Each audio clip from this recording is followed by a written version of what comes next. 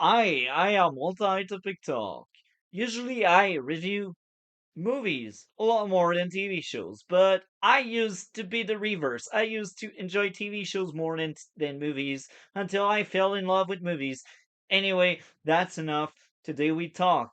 Not Agatha All Along. And what can I say?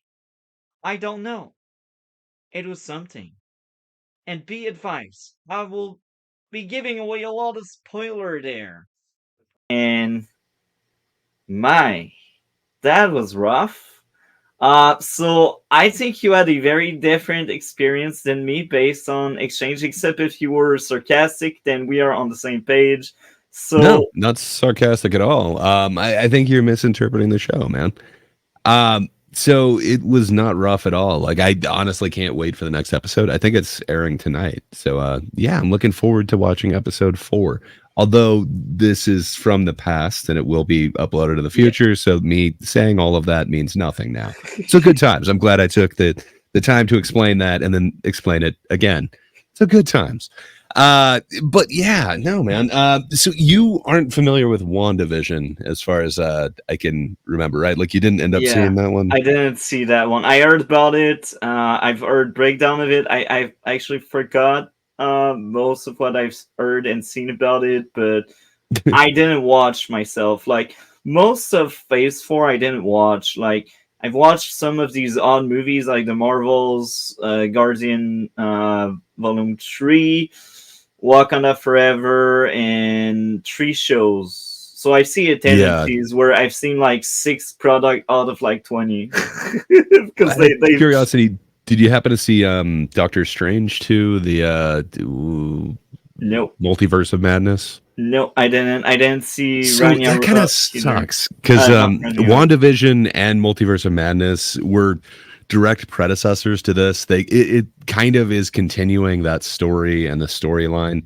I'm sure they had that recap at the beginning, so they kind of gave you like the bare bones details of it. But man, WandaVision was an interesting show that I don't know if it gets the credit that it deserves. So Marvel, they did kind of this fun thing where they're trying to do it with the shows and the movies, but they have more than just capes. It's not just cape shit. They also have this magic world, and it definitely gets less play than the other side. But there's some really fun characters in the magic side. That's where you get like the blades and stuff. He can't fly. He doesn't have a ton of superpowers, but there is this like supernatural element to all of that, and that's kind of where Wanda goes in like heavily. And then what they did with the WandaVision show, where they're bringing in like all these forms of classic TV as like a cope, and just the progression that you see where this Agatha character has come along and she's actually spurring on the progression and kind of leaning into the delusions that Wanda's having. It works on a bunch of different levels, but the first episode that I'm not sure if you quite got everything that it was trying to do. So Wanda actually put a hex on Agatha that she basically was continuing through WandaVision, even though everybody else had been released from the magic. So if you watch that first episode, it works on a couple different levels. So she's like in a show, just like we saw with all of the WandaVision things, but they did it it's so close to spot on. But it's the Kate Winslet detective show that I think you're also not too familiar with, but it's the mayor of Easttown, I believe it's called. I always screw up. I want to call it like Eastwick, but I think it's the mayor of Easttown is what the detective show is called. They hit the tone almost spot on, and they do the opening almost spot on for that. Like it's so matching the tone of this detective show. I hear everybody kind of giving it credit. They're like, oh, they're trying to be like True Detective, but it's like True Detective was in that same type of genre where it's kind of this neo noir bringing back detective shows, but man, they're really trying to nail the tone of that mayor of Easttown, and I think they hit it for that first episode. But if you look back at every one of her interactions that she had when she's talking to the guy that's her partner, but it just happens to be on the other side of the crime scene tape, when you go back and you play that out and you see like halfway through the episode when she's breaking out of this spell, this hex, where she's not seeing things from the eyes of like a television show anymore, you see that it's not actually the crime tape. What it really is the fence between her neighbor's yard and her. And every one of these interactions that she had as a detective, it works into the set the exact same way that she had that interaction, but it's like her delusionally having it. So like they finally show the car thing and she wasn't actually in a car. She's just at this like selfie station with the steering wheel. To me, that really works. And it really kind of builds on where they were going with the Wanda thing. Um, they have kind of greatly changed what Agatha is from the comics. In the comics, she's kind of Franklin Richards's nanny, but in this, she's kind of this antagonist witch. But they're doing some kind of interesting things with it, and they're using elements of the comics. There is this group called the Salem Seven they actually in the comics do burn Agatha at the stake. But they are her relatives.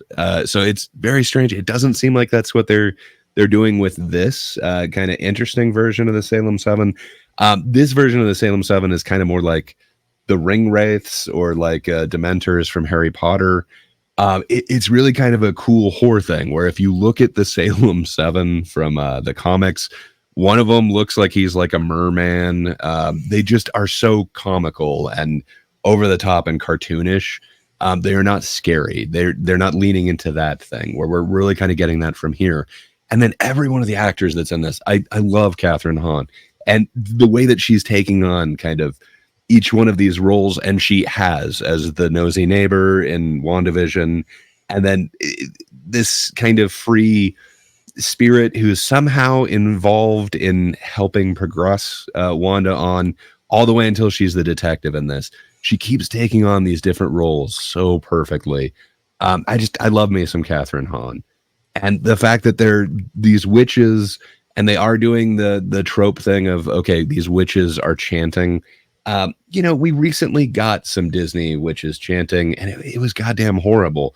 But this one, I don't fault it. It's really kind of cool. They keep naming the episodes after lines from this witches chant song. I dig that. The theme show to that detective novel or detective show in the first one, that was the same chant that the witches are doing in episode 2 to get to open the road.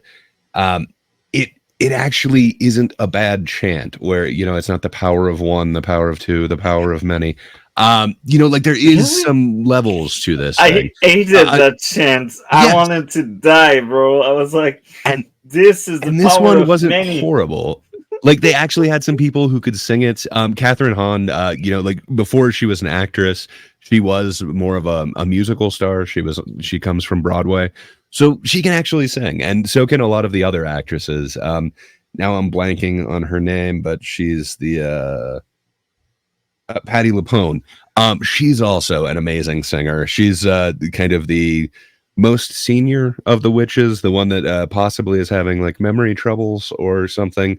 Although it does seem like the lines that she's saying might be somewhat prophetic and might mean something later on. That she's not just having losing grasp on reality, but perhaps she's channeling the future or conjuring that into this. I just have a feeling that that's going to mean more coming up. And then the whole crew that they've kind of assembled. So first off, I haven't mentioned Aubrey Plaza at all, but damn, I love me some Aubrey Plaza, and she is having a hell of a month with Megalopolis. Now I'm trying to remember the other one that she's in. Oh, My Old Ass. And then she's also in Agatha All Along. So hell yeah, September is the month of Aubrey Plaza.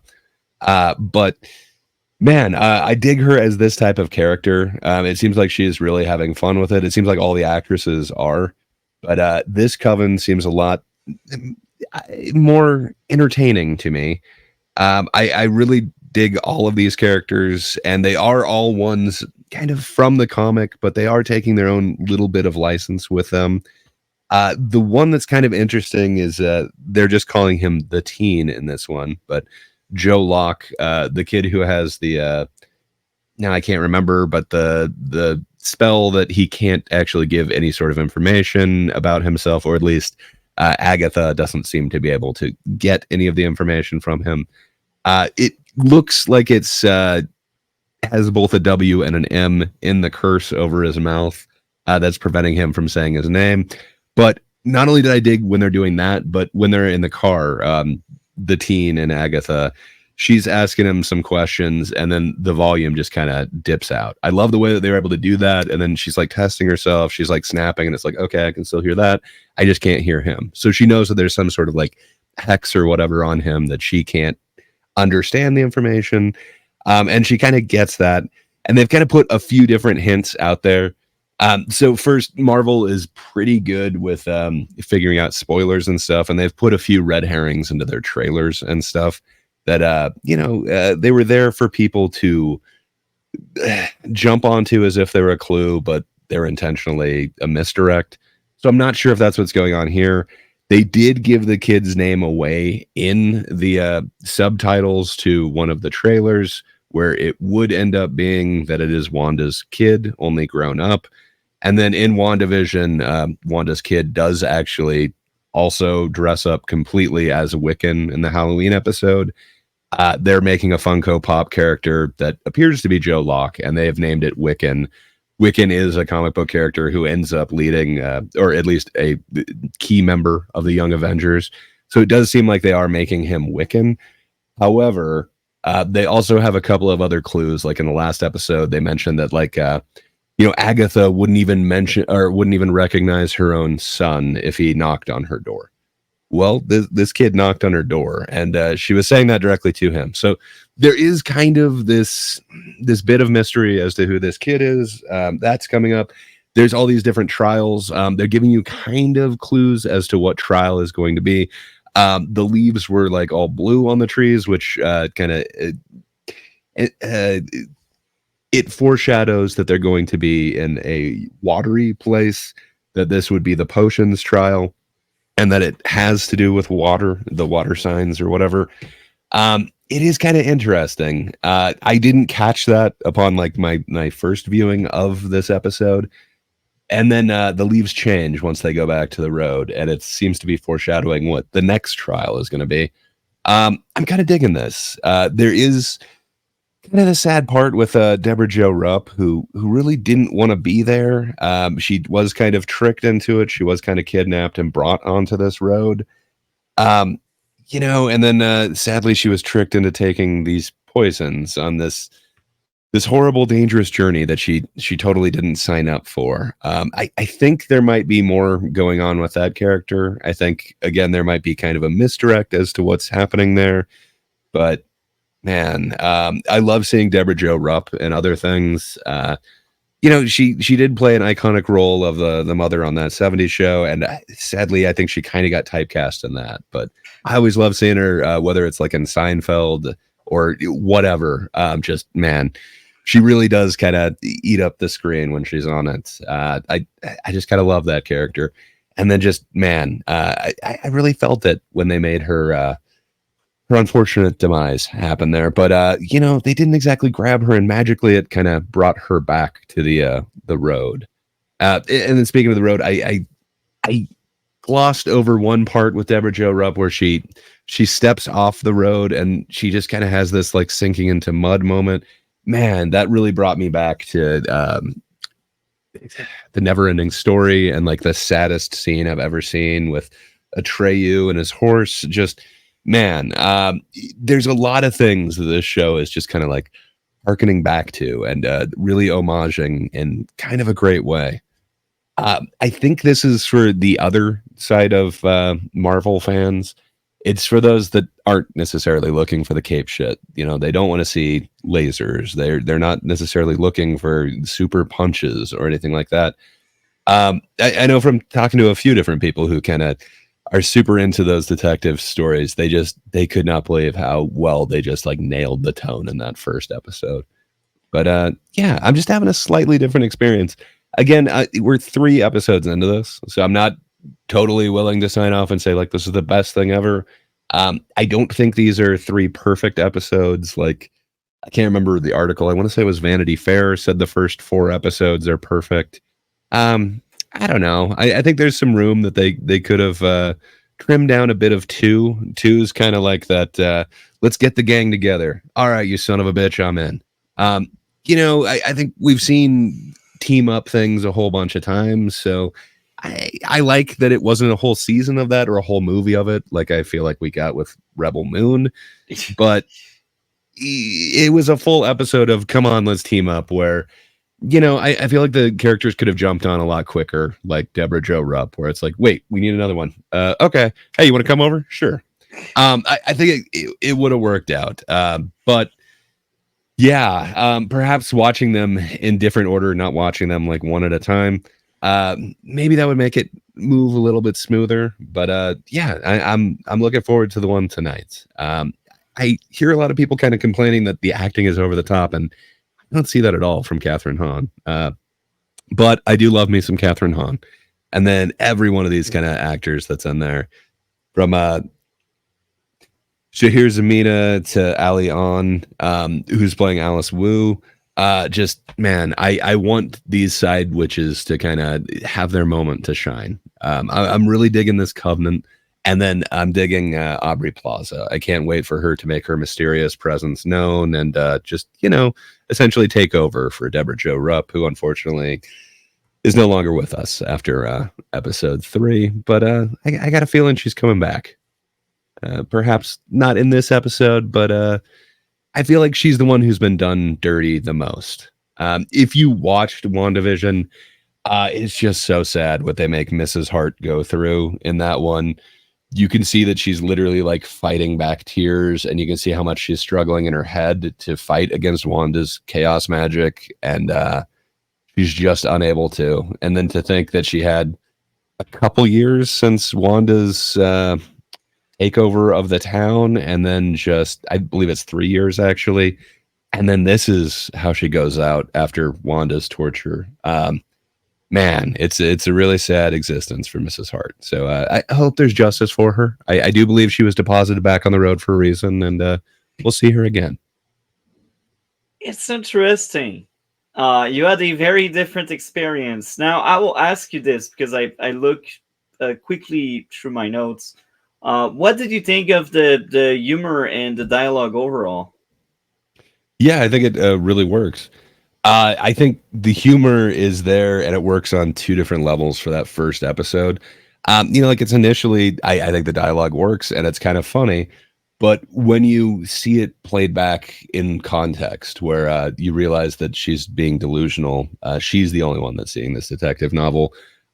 Everything and every response that every single person that she interacts with has, it works on two levels. They know that they're dealing with this person who's in this delusion. They're kind of playing along with it. It couldn't be more spot on. I love the writing in that first episode, and the comedy is just it's perfect, man. It's exactly what the follow up to WandaVision should be for me. And among the first three episodes, what would be your favorite episode in these three? I think it's that first one. Just again, seeing every single interaction that Agatha has when you recontextualize it, that this is all just a delusion inside of her head, and everybody else is aware of that, and they've been through this same delusional thing, but now it's not the entire town who's in a delusion. It's just Agatha, and they're just kind of playing along with her. Man, every one of those interactions works on a completely different level. To me, that instantly made me want to rewatch the episode, and it really holds up. I really like that one a lot. I'm hoping there will be more coming up, but it sets up so much. And yeah, I also think the interaction between her and Aubrey Plaza, even though they are insinuating that they used to be a couple or something like that, Yeah. man, for me, it totally works. And I want to see how that dynamic is going to play out. Yeah, and there's one last question for you for now. Um, the characters you said you like them. Can you expand on that? Like Yeah. I Uh, I'm I wasn't a fan of these characters, but maybe it's because I haven't seen WandaVision, so I just So when you try say to these understand characters, what every characters are we character. talking about?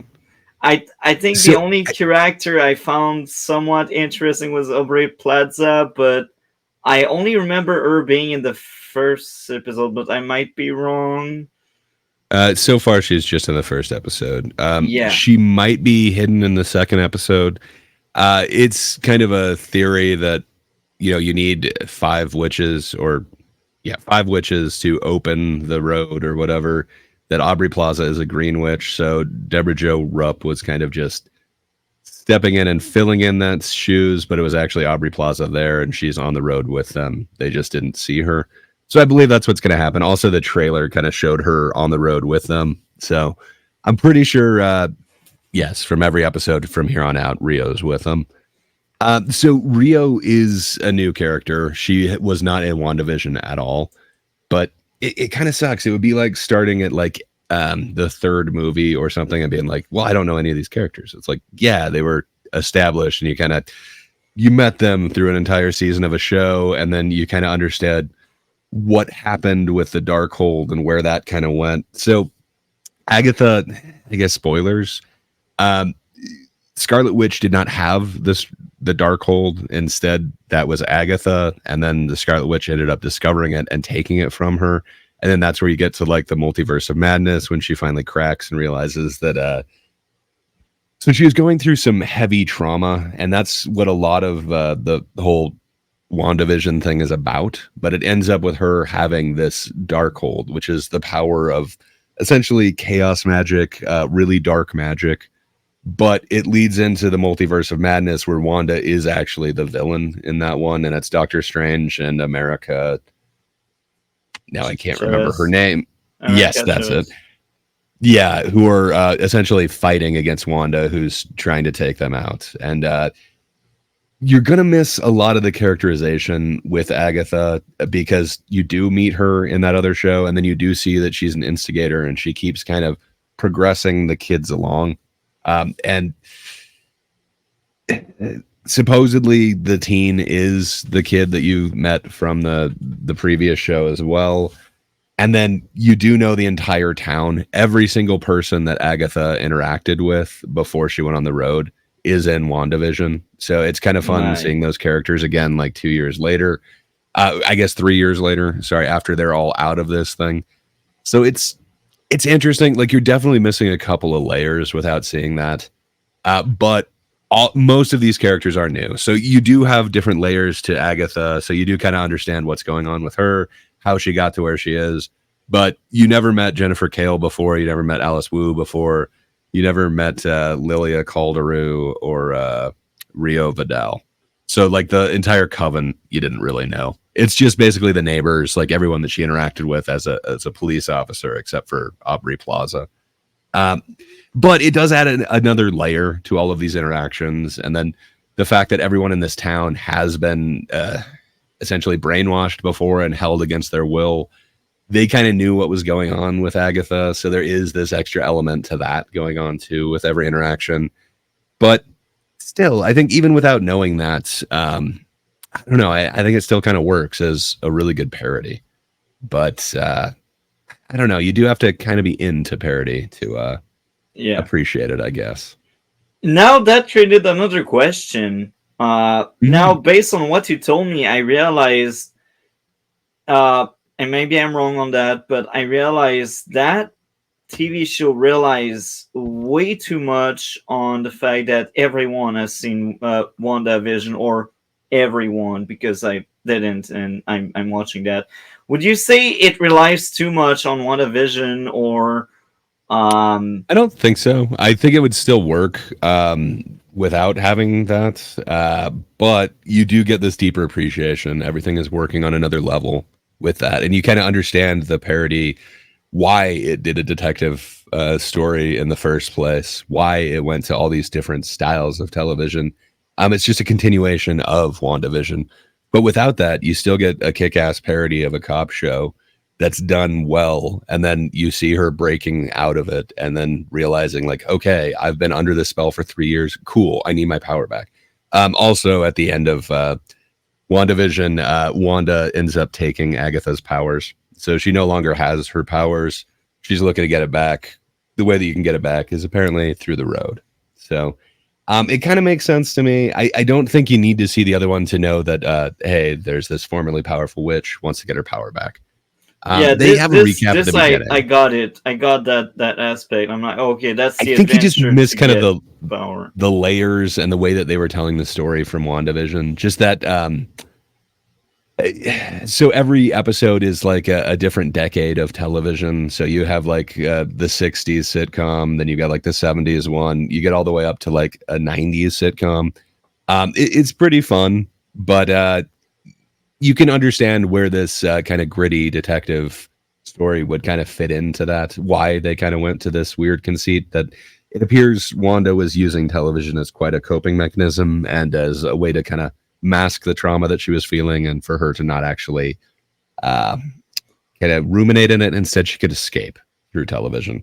So it makes sense that when she curses Agatha, it would again be that she's stuck in another type of television. So gritty crime detective drama. Why not? Um, but I think you could still understand all of that without having to see it. I think it just works on another level, especially when you see all the characters like the neighbor, anyone that she interacts with. But I don't think it's completely necessary.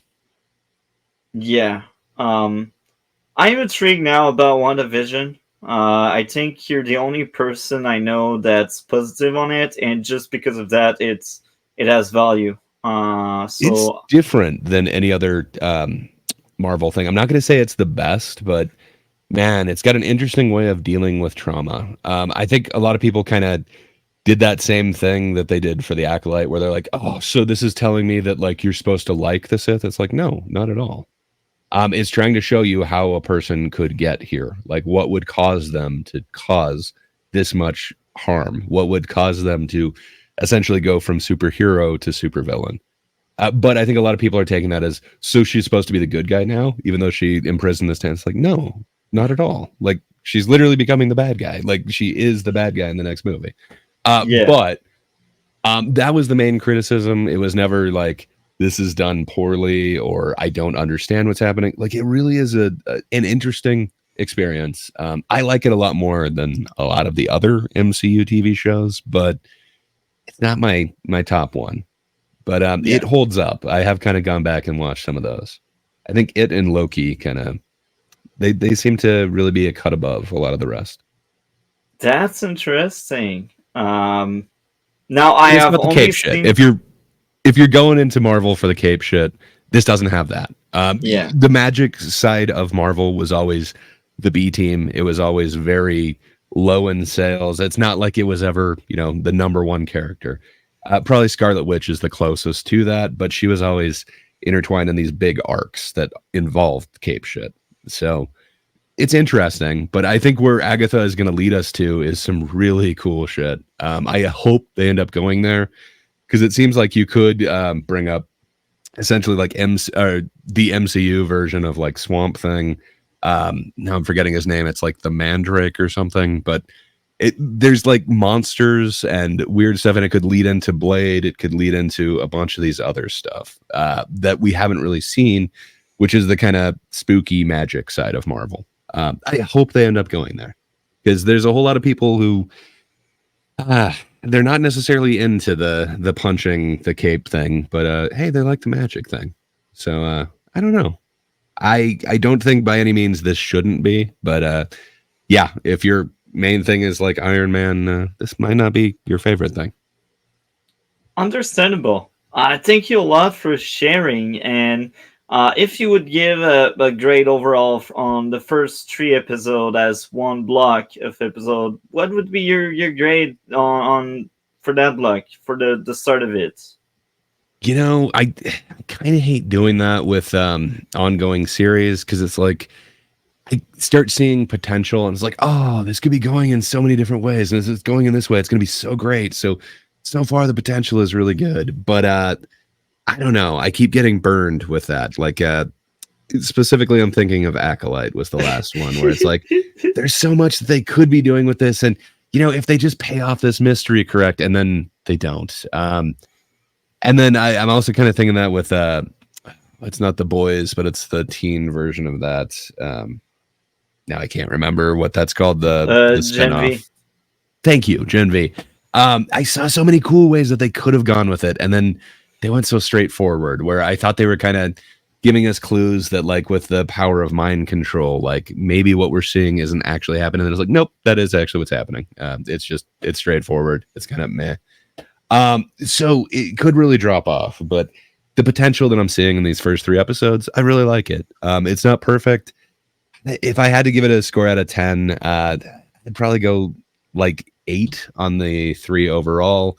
I think the first one is really strong. I think it's like a 9 for me.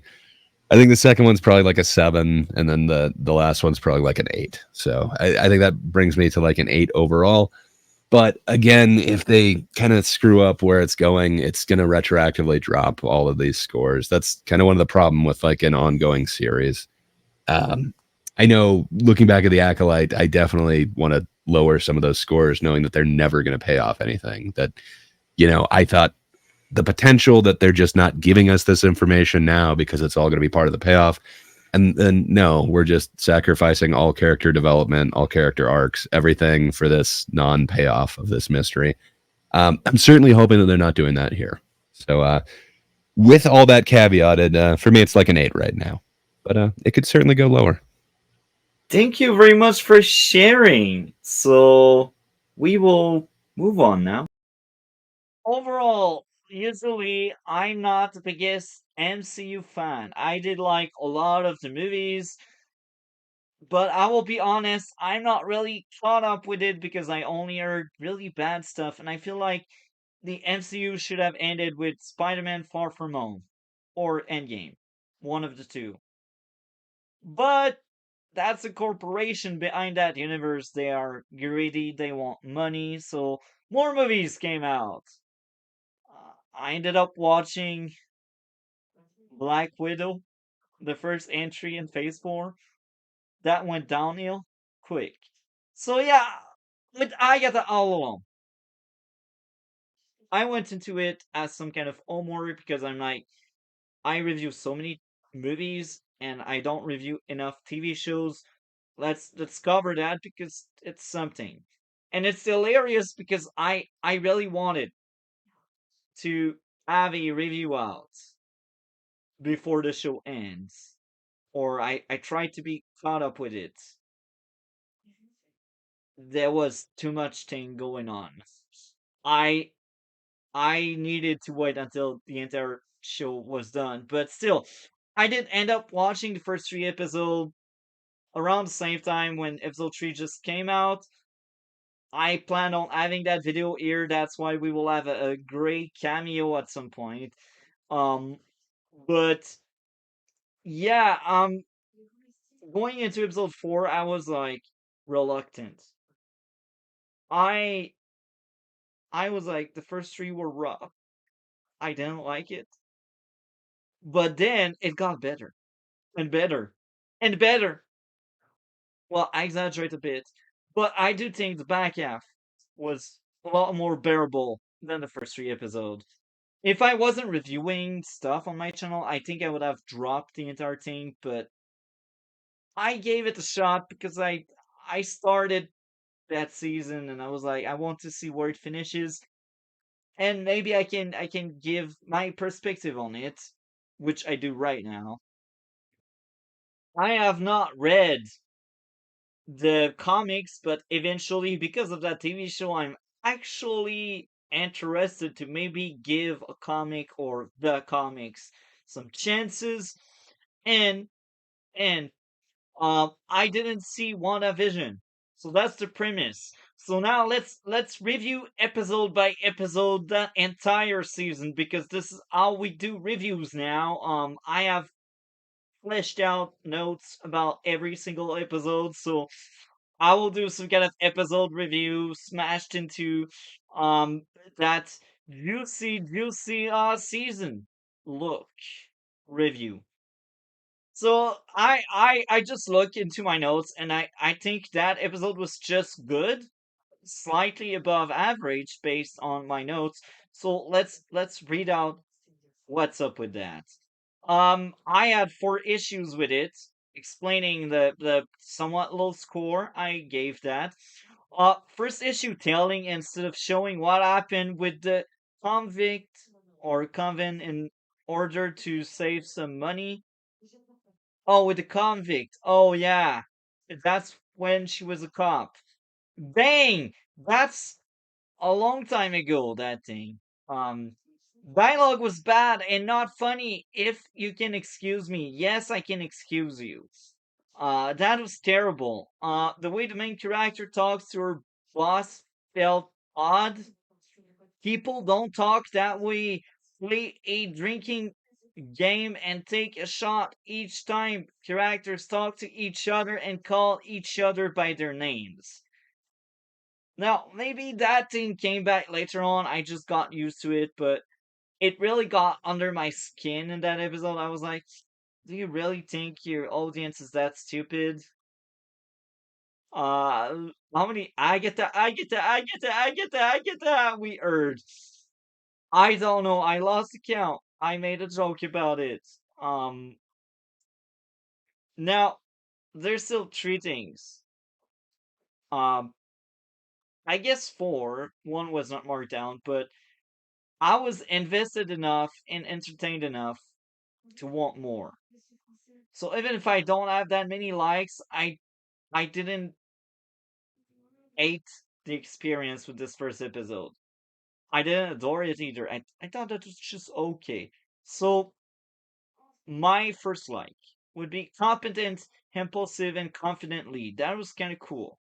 Well shown how the picture changed in a second. The action was entertaining. And that's it. That's it for the first episode. Overall, I think the first episode deserves a 7.5 out of 10. Um, Again, for me, a 7 is average, so that one is above average. It's actually good. That's a good episode. I'm like, okay, okay, we will see how it goes. Episode 2 and 3 got worse for me, but still, the first one is a start. I agree. How are you today?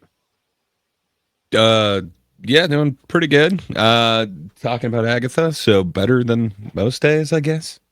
How about yourself, sir? How you doing? I am doing great.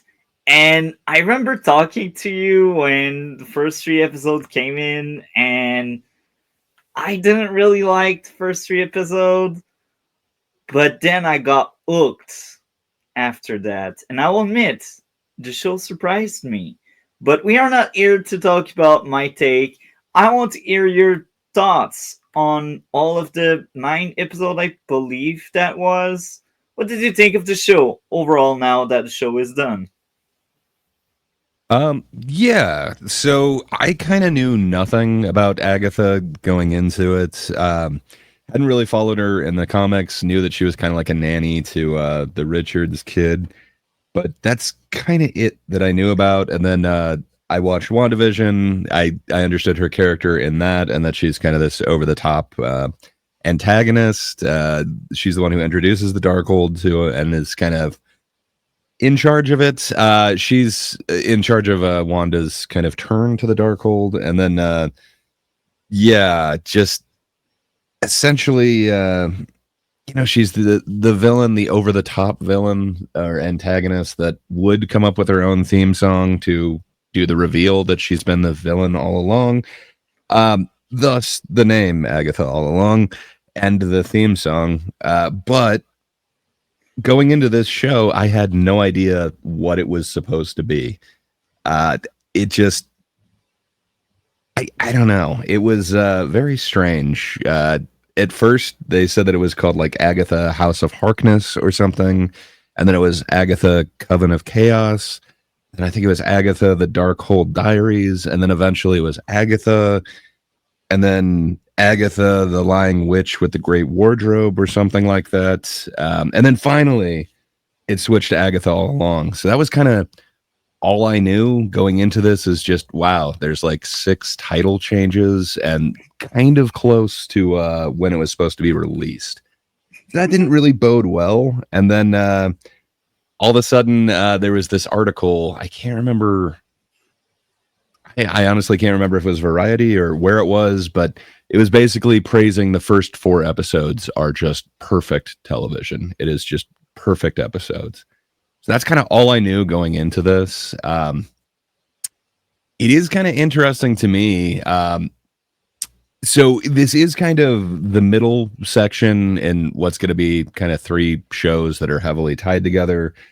So first is WandaVision, which formerly was like one of my top 2 favorite MCU shows. I would put them kind of a tier above everything else that the MCU has done in their television line. But I was not looking forward to this, but it directly ties into this WandaVision. Multi, you had never seen WandaVision, right? I didn't see it. It's on my watch list for eventually. Mm. I know what happens basically because I've seen lots of videos talking about it, but I didn't watch it for myself, and that's very different. I cannot have a true experience until I really see it, but I got an idea of what's going on there. Yeah, and they also give you kind of like a recap in this, but it is interesting because it is the continuation of the same story, and it is the continuation of that character's arc, and then kind of what you're thrown into in that first episode. Um, so yeah, I guess that first episode is "Seekest Thou the Road." So great titles for all of these episodes. So it took me a moment to realize that they are kind of lyrics from the actual song, and we had previously, and I guess that was the other thing that I saw was at D23 they happen to have all of the witches performing the Witches Road, um, in a interesting vocal take on it. So I wasn't necessarily looking forward to this. It was the show that I didn't know that I needed, but man, I guess I'm kind of couching it. I think it's my favorite MCU show that's out there. Just man, the writing in this seems like tiers above a lot of this other stuff. It seems like with a lot of the MCU, they kind of do stunt casting, and that's kind of their main thing. With this, they did a much smaller show, so I think the budget's estimated at like 40 million, which I think let them fly under the radar quite a bit, and they kind of got to get away with a lot of what they wanted to do, and it let them actually do what Marvel is horrible at doing, which is fleshing out an actual story, having actual narrative and a way of telling the story that is cohesive and lasts an entire season or lasts the entire span, where oftentimes, and it is kind of how the MCU started, they're writing on set. That is what happened with Iron Man, and they've kind of tried to replicate it, and it's lightning in a bottle that really doesn't work. And then it makes a lot of the other connections not as well thought out, not as well planned. Um, and then this one did another thing, which I think worked to your benefit because you haven't seen WandaVision. And I don't know if you're going to care to watch the next part, which I believe will be Vision Quest, or Mayo Vision, however you want to call that. But it did this really interesting thing where it doesn't necessarily require you to know everything that's gone on in the MCU. Its connection to everything is rather small. Really, it is a connection to WandaVision and what happened there and kind of how it left off. But it gives you a nice recap on what exactly happened. You learn about Billy Kaplan and what happened there, and with Tommy, you don't really have to have experienced that entire show to just be able to jump into this one, which that's kind of one complaint that I've heard a lot of people say. Superball, the dude that we do the podcast with, one of his reasons of not wanting to jump into the MCU is it feels like there's a lot of homework and that he's got to watch a whole bunch of them to understand what's going on in the next one. So it's a big barrier to entry, and he doesn't necessarily want to do that. That's totally understandable. So I think they purposely, and I've seen a bunch of behind the scenes stuff where the creators are kind of talking about that they wanted to make this one somewhat standalone. You didn't necessarily have to be up on the lore for everything. And then it is kind of an alternative to the cape shit. There's still some capes in this, but it's colloquially it's not your superhero thing. It's the other version of Marvel. It's the magic version, which it doesn't get as much love in popular culture. It's obviously not as popular as any superhero with superpowers. I guess now Doctor Strange is getting up there a little bit in popularity, but yeah, Magic's always kind of been second fiddle. But to tell you the truth, I'm kind of fed up with, or at least I don't feel like I need to see more Cape shit at this point. I think there's other IPs that are kind of taking it in ways that Marvel seems afraid to with the superheroes. I'm specifically thinking like Invincible is pretty amazing, and then The Boys also with a much darker, I think a little bit grittier, possibly more realistic take on what a superhero would be. And I don't know. I kind of get this fakeness from Marvel, and a lot of it just seems overinflated and just so much CG that it feels like I'm half watching a cartoon, but not in a fun way. It's not like Who Framed Roger Rabbit or something like that. It's this thing that really breaks the immersion for me. And that's another thing that Agatha did that was just amazing. Almost every single effect in here is a practical effect. They tried to use a whole bunch of like old timey effects. For instance, like the beach house, they actually used a miniature and they made it. I believe they were 3D printing it to scale, but they're actually using that thing where it's just focal length and actually making this miniature that looks like it's just that far beyond. They're using a lot of the tricks from like Wizard of Oz and from a lot of the properties that they kind of reference and pay homage to. They're using a lot of those tricks, and it turns out looking way better to me. And it feels like this is just. It feels like it's so much bigger of a show than $40 million to me, which is kind of crazy considering what kind of properties Marvel owns and what they're doing. But yeah, so I just kind of love everything that's going on about this. So to me, it's really an amazing follow up to WandaVision, and it's the follow up that I didn't think I needed. I was not super looking forward to it, but man, I'm so glad that it did come about. Really, I only heard that those first few episodes were perfect. And when I watched that first one, it was like, well, I understand what they're doing. And it might seem a little bit strange to you, Multi, but there is this kind of conceit that they're doing in WandaVision where it's a whole bunch of different sitcoms throughout the decades to kind of play to Wanda's comfort and her way of coping with essentially loss. It is kind of her going through all these stages of loss, but kind of done in this, I guess, sitcom fashion, which is interesting. It's kind of a bold choice, but now we're dealing with Agatha, who, I guess you wouldn't know because you haven't seen WandaVision, but she didn't exactly come out on top at the end of that one. And it seems that on top of this hex that everybody else was under, but she wasn't really under. Wanda has now taken her powers, and then she has put her in this kind of solo curse, this solo. I don't know exactly what you'd call it, but Dimension. Kind of. She's definitely. She's under a spell of some sorts that she's in this illusion that she's in some sort of detective show. And then the one that they're specifically paying homage to is the Mayor of Easttown, which I don't know if you're familiar with that HBO show with Kate Winslet. It's pretty awesome. They hit the tone on it almost exactly, like spot on. And it's kind of interesting because they do that whole trick where you're seeing it kind of through Agatha's point of view. You're seeing it as she sees it, and then it even recontextualizes the events of the first episode later on in the first episode, especially from when you kind of see Billy's point of view and you're kind of introduced to him.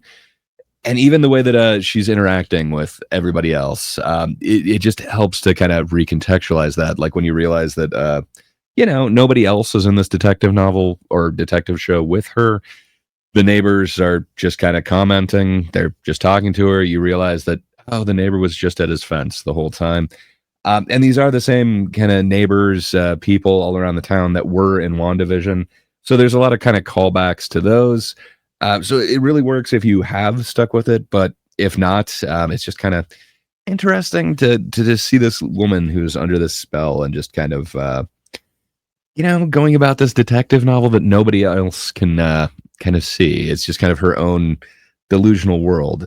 It's kind of interesting to see that, and then all of these people have been under the hex, and I guess it's 3 years later. So Agatha has been under this for quite some time, and then there is this body that shows up, and it happens to be wearing exactly what Wanda was wearing in Multiverse of Madness, and then the fingers also happen to be black, just like Wanda's were after she took use of the Darkhold. So it kind of implies what's going on here, and as we pretty much saw in Multiverse of Madness, it seems like you know Wanda did not make it out of that mountain. However, perhaps there is a chance she did, seeing as how we saw that. I forget exactly what they call it, but the giant statue wall. It's actually in the void in Wolverine Deadpool. So maybe she happens to exist just somewhere else, and maybe this is what the future of the MCU is going to be all about. But yeah, it's kind of interesting. It starts with like a Tom Waits kind of True Detective-y version of the Witch's Road song, which I really kind of I think that's the version of this that I dig the most. It really hits in that same key as a lot of these detective ones, kind of the True Detective meets Mayor of Easttown thing. And man, do they get the way that they do the intros of those shows. Just it is spot on in tone. And then there happens to be that yellow crime scene tape that just really looks like it's winding down a road, like a yellow brick road, if you will. Just man, there's so many fun visual references and kind of allusions to a whole bunch of amazing properties, but the main one is kind of Wizard of Oz, and just man, I'm digging all the references that they have to it. Uh, it also in this episode like introduces Rio having a past with Agatha and kind of leaves it open, but it implies heavily that they were possibly former lovers. I'm kind of digging that, and then it introduces Billy as he's breaking into Agatha's house, um, and Billy's able to kind of pull her out of her delusions. And then you do get kind of a secondary confrontation with Rio and kind of allusions to a promise or something that's going on that she needs to have her full powers, then Rio will be able to take her out. And that's kind of where that first episode ends. It's interesting to me. I don't know if I would say that it's like a perfect episode or anything like that, but man, the trick that this show is able to kind of pull by the end of it, it really makes you recontextualize everything again. I kind of thought, we're just doing that the one time, and it's kind of clever because, she was under the delusion. So we're able to actually see those events played out, how they actually play out. But man, once you have the knowledge that you get by the end, once the reveals are there, just the first episode works on a completely different level. And then kind of every interaction after that totally works on a different. So now let's dive deep into the second episode of this TV show. The second episode was the step down in the. Oh, well, what? What? I just read through my notes. It's actually a step in the right direction. Maybe. Oh, yeah, that's episode 3 that really took a nosedive or some shit. Okay, that's surprising. So, episode 2 was actually slightly better than 1, which is surprising. But I guess this is my nose talking and not myself, like a month after seeing whatever happened in episode 2.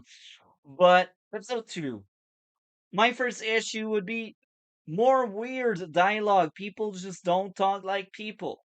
Number 2, the musical was so bad, I needed to speed it up to make it less painful. Even at 2 speed, it was awful to listen to. Number 3, pacing was bad. Lots of scenes and moments could have been trimmed down. Um, so yeah, these were my 3 issues with that episode. Now, I got more likes So, based on these notes, I clearly enjoyed a lot more that episode. Well shown how Agatha was an unreliable narrator. Um, that was cool. The next thing to say, the thing wanting power was interesting character trait. Well shown how many characters were gay, and that's kind of cool. I like diversity. Nice payoff. The scene where Agatha explained how she steals power, the other that knows what's smart enough um not to fall for the trick. So she kinda tried to steal magic from others and it didn't work out. That was great. That was cool. This is one of the two instances where they do explore the lore and how magic works in that universe, and it's great. So based on these notes, episode 2 was a step in the right direction, and it's really episode 3 that left a really bad taste in my mouth. And maybe I was a bit turned off by the first episode as well, but yeah, episode 2, a well deserved 8 out of 10 based on my notes. It deserves it. I guess it's circle sewn with fate, unlock thy hidden gate. So it's weird. So every episode is titled after a lyric from the Witch's Road, I guess is the title of the song. But they're all kind of part of that same lyric thing, and about half of them, I guess it's more than half, seem to have two parts to it for some reason. And then there's a few of them that just have one line, which is kind of interesting. I'm not sure exactly why they're doing that, but yeah, good times. It's kind of established that Agatha is the only witch to have walked the witch's road before and survived. And then it's also made very clear that Billy has some sort of sigil on him that he can't be heard when he's talking about his past. And then, they've got to get the gang together because the only way to get what Billy wants and what she wants is to walk this witch's road. So I guess they've got to find a new coven. So you get introduced to a lot of the witches in this one that are going to be part of this amazing coven. So you get Lilia Calderu, Jen Kale, Alice Wu, I think it's Gulliver.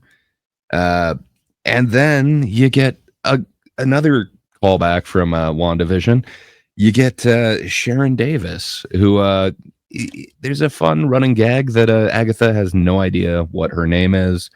But yeah, it's fun. It's Deborah Jo Rupp. That actress is awesome, and it's awesome to see her in something else.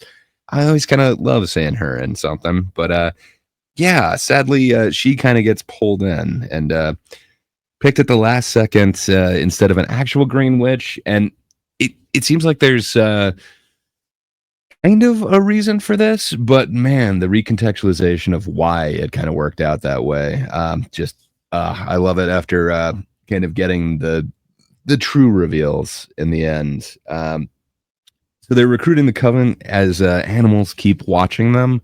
I kind of love the way that they really did film these animals kind of creepily, and then the way that they really made this Salem 7 just seem so much more sinister than their really cartoonish counterparts in the comics. I don't know if you're familiar with the Salem 7, but not only are they associated with animals as well, but they have like the features of them, and they look really cartoony. It's not great. Where here it comes off very horror movie. They've got the very jerky movements, and then they could just shapeshift into their like I don't know what you'd call them, totem animals or whatever. But I like that change. It comes off way more cinematic, way more horror. It matches this tone more than what they're doing in the comics, which, to be honest, their magic world gets a little cartoonish sometimes. But I'm scared of reading these comics, but I will eventually, but that's scary. well, the other thing is, so it does kind of reference Nicholas Scratch, which Nicholas Scratch is a character in the comics, and he is the leader of the Salem 7, which is kind of interesting. So I wasn't sure exactly like where they were going to go with these, but man, they made it way more kind of sinister. But yeah, in this, they're just way more badass than their comic counterparts. So I dig that. And then it's another show with witches gathering around singing a chant. Disney previously didn't do great with that earlier this year. That was my least favorite part of a certain show that they did just prior to this, The Acolyte. And man, I got to be honest, like, so it is a trope with witches and everything that they gather around, generally in threes, but they're sorry, my dogs are barking. Uh, they like singing some sort of chants. It seems to give them magic powers, and it seems to kind of really let the power flow for them. So I don't hate the trope of it, but man, has it been done wrong this year. I love this version of it. I'm actually not sick of this. And then the reaction, just the reaction that Agatha gives in it. Man, the recontextualization of kind of why she's just willing to give up so easily, and then all of a sudden, when there is an entrance, just like how surprised she is. Just every bit of her reaction just makes so much more sense, and then every bit of her dialogue and the way that she's actually delivering it. I had heard some people kind of mocking some of the deliveries that she has in this, but man, I don't think they stuck with the show to get the recontextualization to understand why she's necessarily acting with different layers to this character. Just uh, so from there, they actually open up the road, and then you get to see these trials kind of take place. Uh, so yeah, it really is kind of a fun journey. So now you've got the whole like band together. Now you're on the road. You know that we're going to have to go through these different trials, and it's going to be kind of a different, which is per whatever you want to call it. Essentially, it's their bit of expertise for each of these trials. So it's going to be kind of one trial for each witch, and it seems like they're kind of designed to possibly take them out one by one, or at least test them in each one of these trials. And I think the other part that it ends is they have to remove their shoes once they get to the Witch's Road. I think that's where episode 2 ends. So then, So this is one I realized maybe, just maybe, the show wasn't meant for me. But again, that's episode 3, and I feel like episode 4 won me over. So episode 3, I was about to drop that show. And we are now in the lowest point of the show in my books. So let's get into it. Episode 3. What can I say about that one? My first issue would be more pathetic attempt at humor. Number 2 would be bad pacing. The drinking wine sequence lasted for way too long. Number 3, characters don't really talk like people again. Number 4, 3 episodes in, we will still know surface level the characters. There was a serious lack of growth and extension on who the characters were. In other words, they didn't spend enough time fleshing out the character, making them feel like only plot devices pieces. That also makes them forgettable. So these were my issues with this current episode, this third episode. Um so yeah, that was step in the wrong direction to say the least. Now, there's still a few things that can redeem at some extent this episode, making it okay. It's not awful, it's not the worst thing I've seen. I've seen like Knuckles, that was disgusting.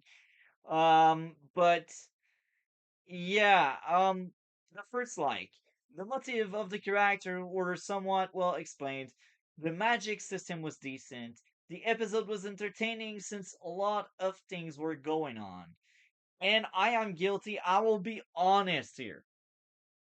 the first three episodes because I was in a rush because that was some kind of homework for a stream I was invited to because the previous week they talked about it and they were like, oh yeah, we talked about that, so that's an homework for next week. So I did the homework. Turns out I showed up late and I missed the part where they talked about Agatha, but that's fine. So I did watch 1.5 speed most of the show.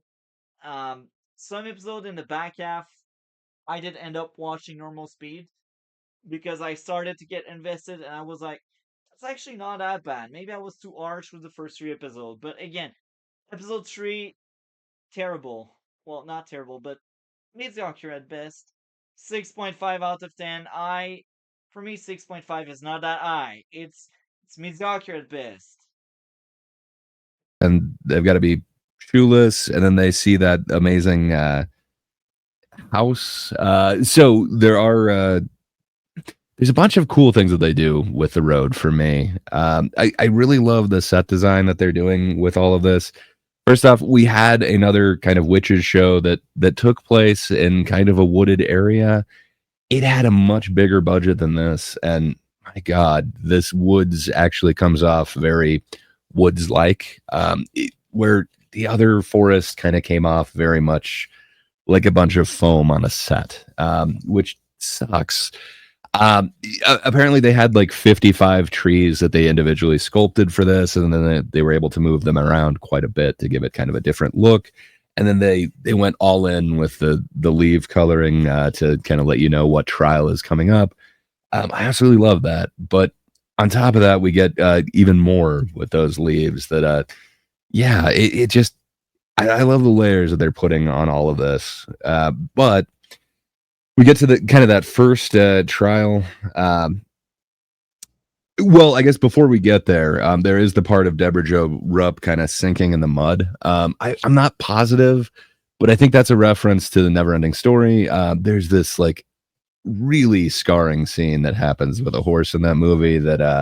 Oh man, I do believe it was trying to evoke a reference to that, which fair enough. It was awesome.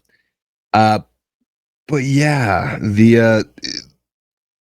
I really dig the fact that it's kind of showing you what trial is going to show up because of the leaves, and then also the phase of the moon on the door at the beginning of the trial. But when you see this amazing beach house, it just happens to be that miniature. They're doing a lot of in-camera tricks that just make this really work on a completely different level.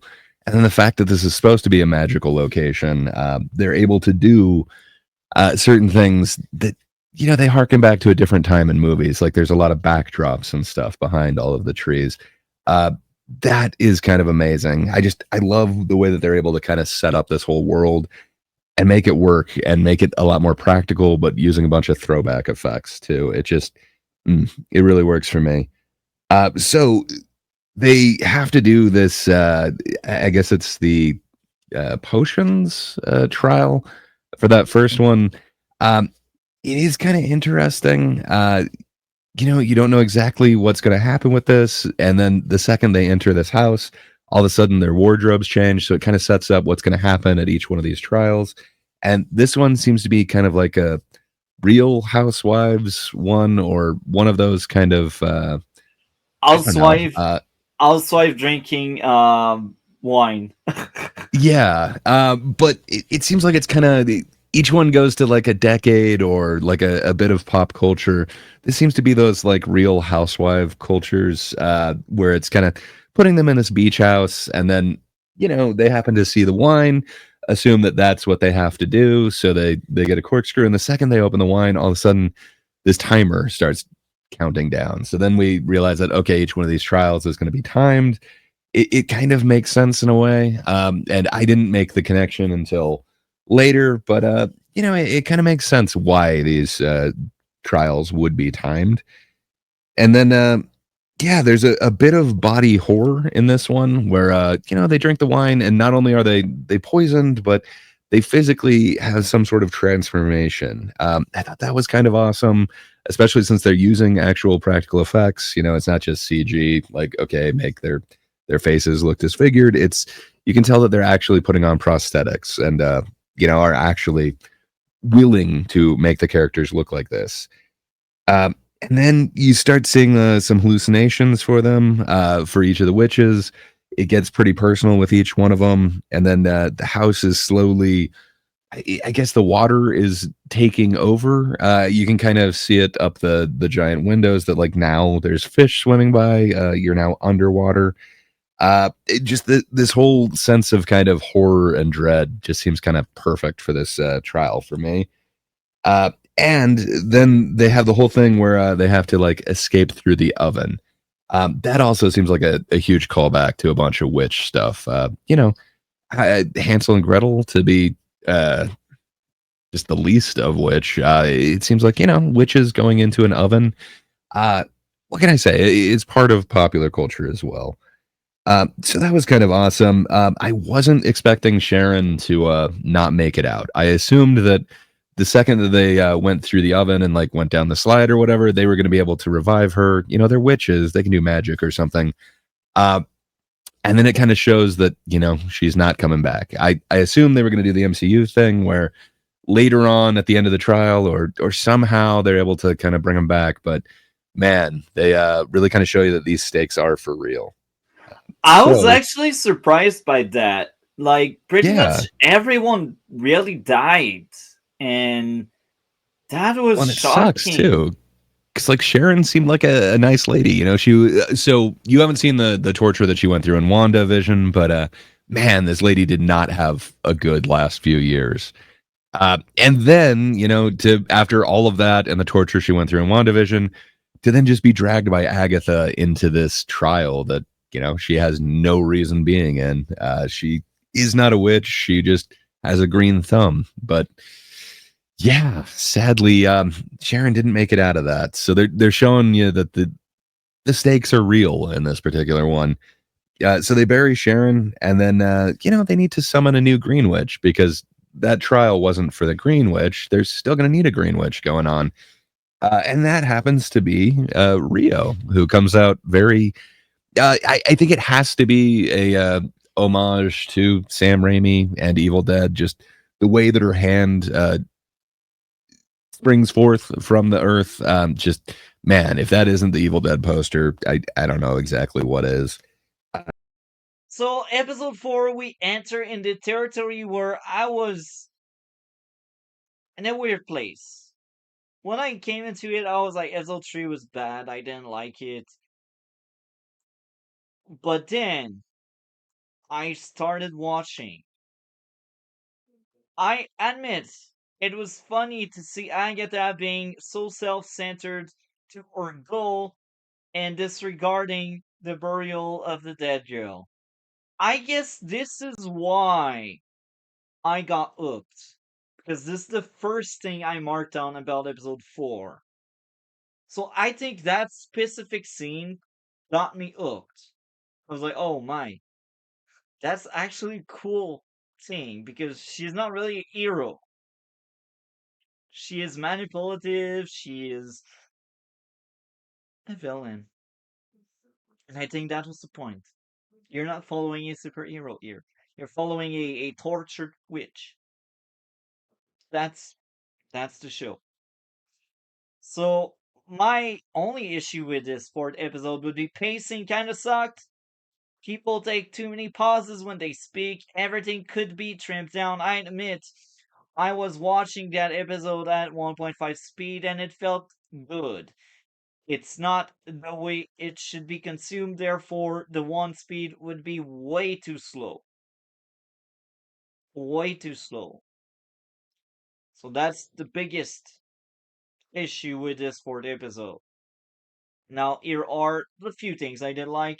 Interesting how every characters had different and creative wishes to the new witch when she arrives. Aubrey Plaza playing Aubrey Plaza was great and entertaining. People being pissed that Aubrey Plaza character was entertaining. They did a better job explaining how the magic worked in that episode. The reveal of the boy not being a Gathouse was great. Um, So again, I think episode 4 is where I was like, okay, I'm in. If my issues are nitpick, maybe there's something good. Maybe I did struggle a lot getting into it because of the nature of the dialogue, because of the characters themselves, because of what was going on. And maybe if I had seen WandaVision, I would have a better opinion on the show. But hey, things happen. So, episode 4 overall for me is a 9.7. A step in the right direction, and they can maintain it for the rest of the season, which is great. So, I was hooked. After watching episode 4, I was genuinely interested to watch episode 5. I was like, you know what? 4 wasn't great. No, rewind. 1, 2, 3 were not great, but 4 was great. So, episode 5, let's do it. Maybe the show will maintain the quality. To me. And then the leaves are now turning red, which kind of shows that it's going to be the fire trial. And they start bickering over the song lyrics. The Jen is pretty certain that she knows what the lyrics actually are, and you can see that Agatha disagrees, but is kind of holding back. It helps to kind of recontextualize that a little bit later. And then I think 4 might be my favorite episode. Uh, so they come upon the trial, and it happens to be this super 70s recording home studio thing. Just man, I love the set decoration that they have on this, and then just the costumes are just so over the top and bitchin'. I dig 70s rock, and this is just bam. That's like perfect for me. And then you start noticing that Lilia keeps saying these lines that seem like they're maybe out of time. They're not exactly to the people in the room, but you can tell that she's kind of going someplace else. I really like the threads that this keeps kind of leaving out there that, it wants you to do a little bit of work and kind of keep those in the back of your mind. But it kind of shows that, that character is a little aloof, and you can see why people think she's crazy, but you can tell that there's something more going on.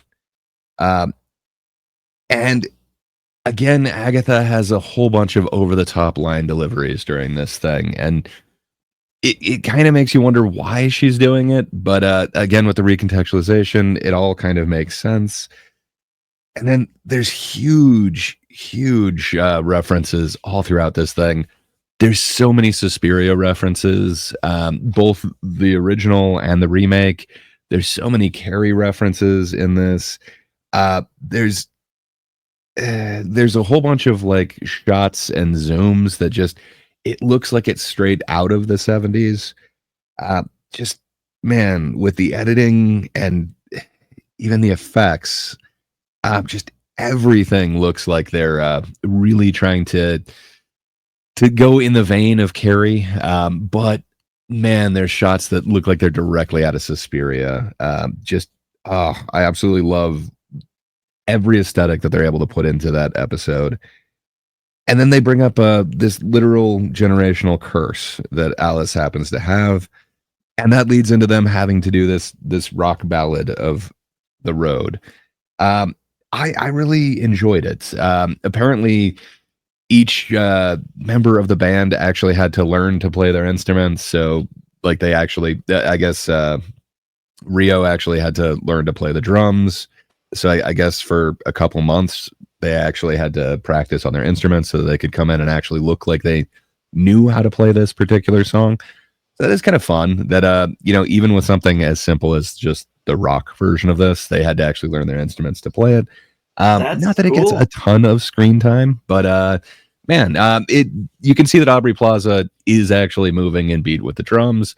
I'm sure they used a recorded version. It wasn't actually them playing, but man, at least there's some commitment to as little as this is for a $40 million show. It's still something that they took months each actor to learn to play these instruments. It's just little attention to detail is pretty awesome. Where usually I'm instantly taken out when I see somebody pretending to play. It just they never get it right. They're not strumming at the right time. They are definitely not fingering it correctly. But yeah, I was pleasantly surprised on this one. It wasn't that bad. And yeah, they're using certain angles, so you don't necessarily see what frets they're fretting, but still, with this, it's not the worst. I thought it was a pretty good version of a TV song, if you will. Uh, but yeah, all of this culminates in uh, Alice removing her generational curse through using this song, which is pretty awesome. You get to see this demon like burst into flames, and that demon is just straight out of Suspiria. Just man, so many references to this.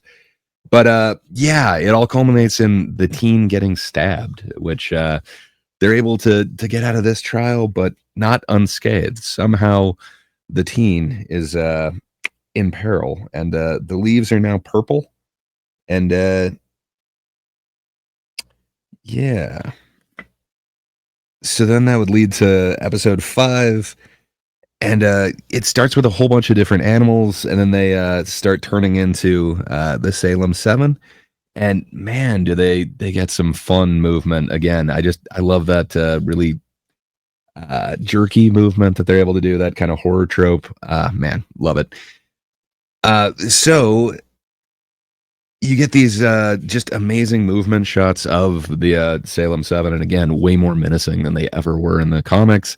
And then the witches create this labor-intensive manual act magic of broomsticks. So I thought that was kind of interesting. I just assumed that Agatha's powers were completely gone, but they seem to explain here that no, she can do this labor-intensive magic. So as long as there's two of them paired together, they can actually do whatever magic it takes to make these broomsticks work. Which kind of makes me wonder why the hell they're not traveling on broomstick all the time. But fair enough. I guess the witches remain undercover by walking. But yeah, so now they've got broomsticks, and they try and fly a little bit too high, and then you get that ET shot where they're just over the moon and silhouetted by the moon. That has to be an ET reference. And then you do get the Wicked Witch of the West cackle coming from Aubrey Plaza. I think that's got to be an Oz reference. And then you also get one of the Salem 7 with a whole bunch of, it looks like bees in their mouth. It's got to be, it's bugs of some kind. I think it's bees, because that would be a pretty awesome reference to Candyman or possibly Wicker Man. But man, there's so many fun references in this. And then they end up at a cabin, which looks very much like the Evil Dead cabin. I think there's a lot of callbacks to Raimi, who not only did Multiverse of Madness, but he's done some of the most amazing horror films out there. So I have to think that cabin is a reference to Evil Dead. And then there's a whole bunch of static on the TV behind them. I think that has to be the Poltergeist reference. But yeah, we are in the purple trial, or at least the leaves are all purple outside, and we're in this place. So it seems like we're now in Agatha's trial, and we get from Agatha's point of view, she gets possessed, and we kind of lose Agatha for a minute. We have no idea where she is, and then there's like 3 back-to-back references. It seems like it's Hereditary, but also with her kind of up in the corner where you can't see her. But it seems like it's also an Evil Dead reference with like the Deadite possession. And then on top of that, it seems like it is the Exorcist type makeup work. She looks very much like Reagan's makeup work for The Exorcist. I'd have to think all of those are references to that. That was also Ouija board, so I can't remember, but so I'm Ouija pretty is sure coming up. Yeah. So there's a ton of it that kind of happens there too. But you're right. There is the Ouija board, and that's always referenced in a whole bunch of horror movies. But you have toys kind of coming alive, which seems like that would be both a Poltergeist and possibly a Skinamarink reference. And then Agatha's mother's hatred of her seems to be her trauma, and her mother tried to kill her. So yeah, it's kind of interesting. Then Lilia's previous lines seem to have been to Alice in this moment when they're kind of battling both Agatha and the possession of Agatha at this moment. And that's when Alice tries to get Agatha to kind of stop and ends up using her powers on her, not knowing that that's Agatha's thing is she's able to drain people and apparently can't stop herself. So it really kind of sucks. We see Alice, who just really removed her generational curse just the episode before, now sacrificing her own life to kind of protect everybody else here. And then that's able to stop Agatha and snap her out of it just at the moment where she seems to be losing control. And that makes this epic Wiccan reveal where, we finally realize that Billy is more than he is kind of claimed before, and that he is Wiccan. And he happens to throw both Agatha and then Jen and, I'm forgetting Lilia into the mud. And they kind of are all separated at this point, and it kind of shows that he's got this crown. And then it does that kind of epic needle drop, the "You Should See Me with a Crown," the Billie Eilish song. So that's another thing. Almost every one of these episodes ends with a pretty decent song that they've chosen that kind of, I don't know, it got me hyped to want to see the next one. But they did a really good job of coming up with a stop point for almost every one of these episodes that kind of keeps you engaged and kind of keeps you wanting to know. So going into episode 5, I had the morals up, as they say it, because yeah, I like 4. My only issue would be weird attempt at humor with trash dialogue, someone asking to finish the story. Um, based on my not rewind. Based on my notes, I said better than episode 4, so I guess I was hooked. I was like, you know what, that's cool. Let's do this. The group ending up breaking the rule of not speaking over each other was well made. The group taunting the spirit was actually funny. Fun rules for the witchboard. The action was entertaining. I got that feeling like another character was cool. The action with Demon Agatha was great. The girl dying to protect Agatha was cool. So, a lot of things happened. That episode went crazy. And after that episode, I actually enjoyed the actress of Agatha. I think she had some kind of chops there. Um, congrats. I think Agatha and the actress playing Agatha was the reason why I thought episode 5 was better than 4. Outside of that, man, even if it's my favorite episode thus far, I think it's the one I had the least to say. That's sad, right? That's life. But yeah, I had already been spoiled that this obviously is Billy, the kid from WandaVision. Uh, had you known that it was going to be Billy Wiccan, that is Wanda's kid at this point, or was that kind of a reveal to you? That was a reveal. I was surprised. I was Oh like, yeah. maybe that would be like Agatha's son or some shit like that. But then the reveal that's Billy, I was like, oh, Billy Maximoff, that's actually Wanda's son. Wow, that's surprising. Well, they kept throwing out some kind of, I guess you'd call it red herrings that, perhaps this is her son, that perhaps he is Nicholas Scratch or whatever. But yeah, obviously they were kind of red herrings. But yeah, they did kind of try and keep it moving along that it could be somebody else. But yeah, even like the sigil on his mouth when he, started to talk, it looked like it was either an M or a W. I read it as an M, but I heard other people saying a W for Wanda, but I thought it was an M for Maximoff. But I don't know. It was interesting. I know I was able to kind of piece it together But I think about this time I'd heard about the Funko Pops that had leaked. I was already kind of into the show. I think this was the end of episode 5. So I think somewhere around like 4, I had heard about the Funko Pop release. So they released a whole bunch of Funkos for this, and in it, they kind of unfortunately gave away 2 of the reveals. One of them is that Wiccan was going to be in this, so everyone had kind of assumed that that meant Billy Maximoff was, or Billy in this, Billy Kaplan is Billy Maximoff, which makes sense. Why wouldn't it be? But the other one that they gave away is who Rio is. Unfortunately, they didn't just title the figure like Rio Vidal. They titled it the other name for the character. So yeah, people kind of knew where a couple of these twists were going to go. But yeah, so episode 6 is Familiar by Thy Side. So William Kaplan backstory.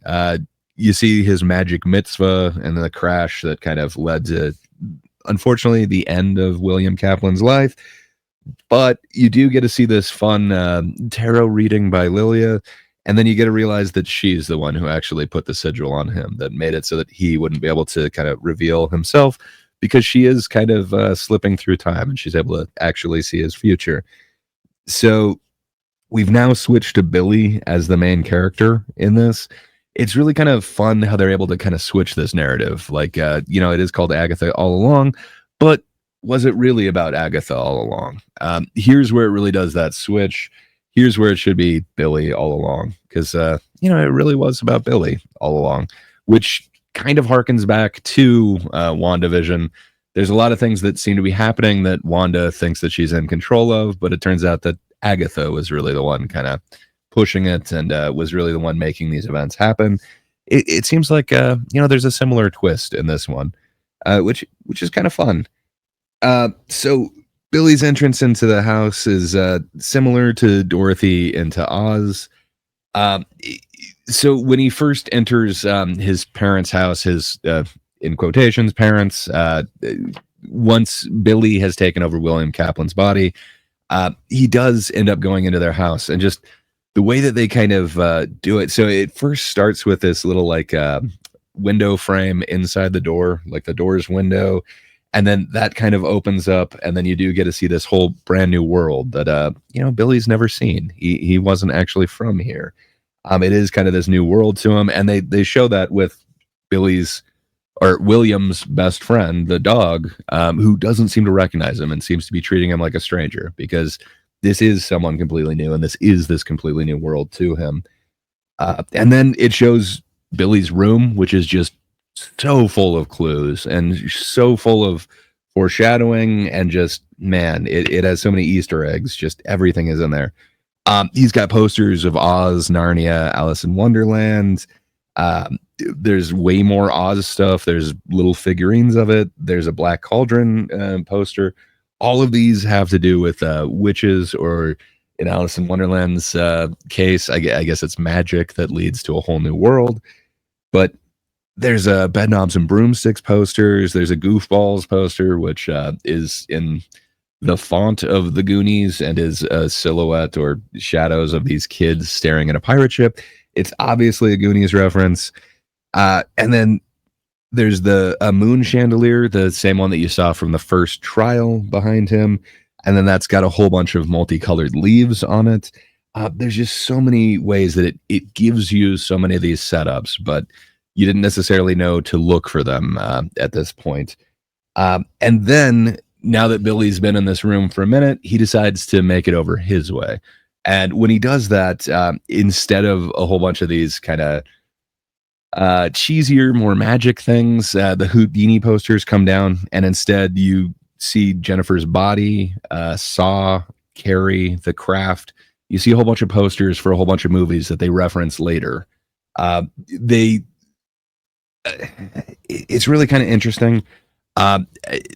Elements of each one of these goes into all of the trials, especially like Saw, the fact that this is kind of a timed trial. I think that directly is attributed to Saw. They're making it the Saw-like trap that these trials have now become. And then man, just with Carrie and the craft, they're literally pulling scenes like almost directly out of them. And then there's just a ton of decor in his room that was just in the trials.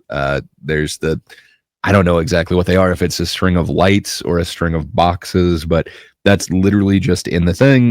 There's a Fleetwood Mac poster on his wall. It's the exact same one that was in the 70s trial. And there's a whole bunch of other stuff.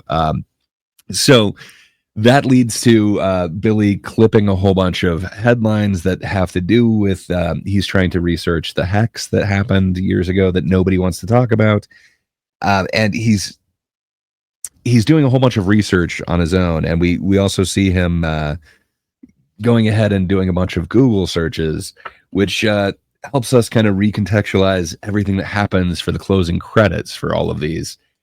You realize that it has been showing like a whole bunch of the credits show a bunch of witches in popular culture. It shows Salem witch trials. It shows a whole bunch of Oz references. It literally shows the craft. It shows the Ouija board. A lot of these were directly in a whole bunch of the trials that we've seen, but in between those, it also shows a whole bunch of headlines that are clipped.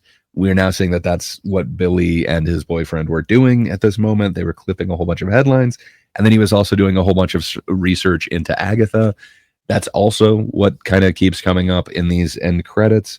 And then it shows a bunch of crystals and pentagrams, which are very close to the hex. It shows a whole bunch of tarot cards. It shows witches. Everything is kind of all over this witch's road thing. It's just kind of amazing, all the references that they're able to throw in that, as you know more, just every one of them seems to make more and more sense. Just the fact that they were able to actually flesh out an entire season of a show is just amazing to me. It is the opposite of what Marvel has been doing, and just, man, they need to stick to more of this.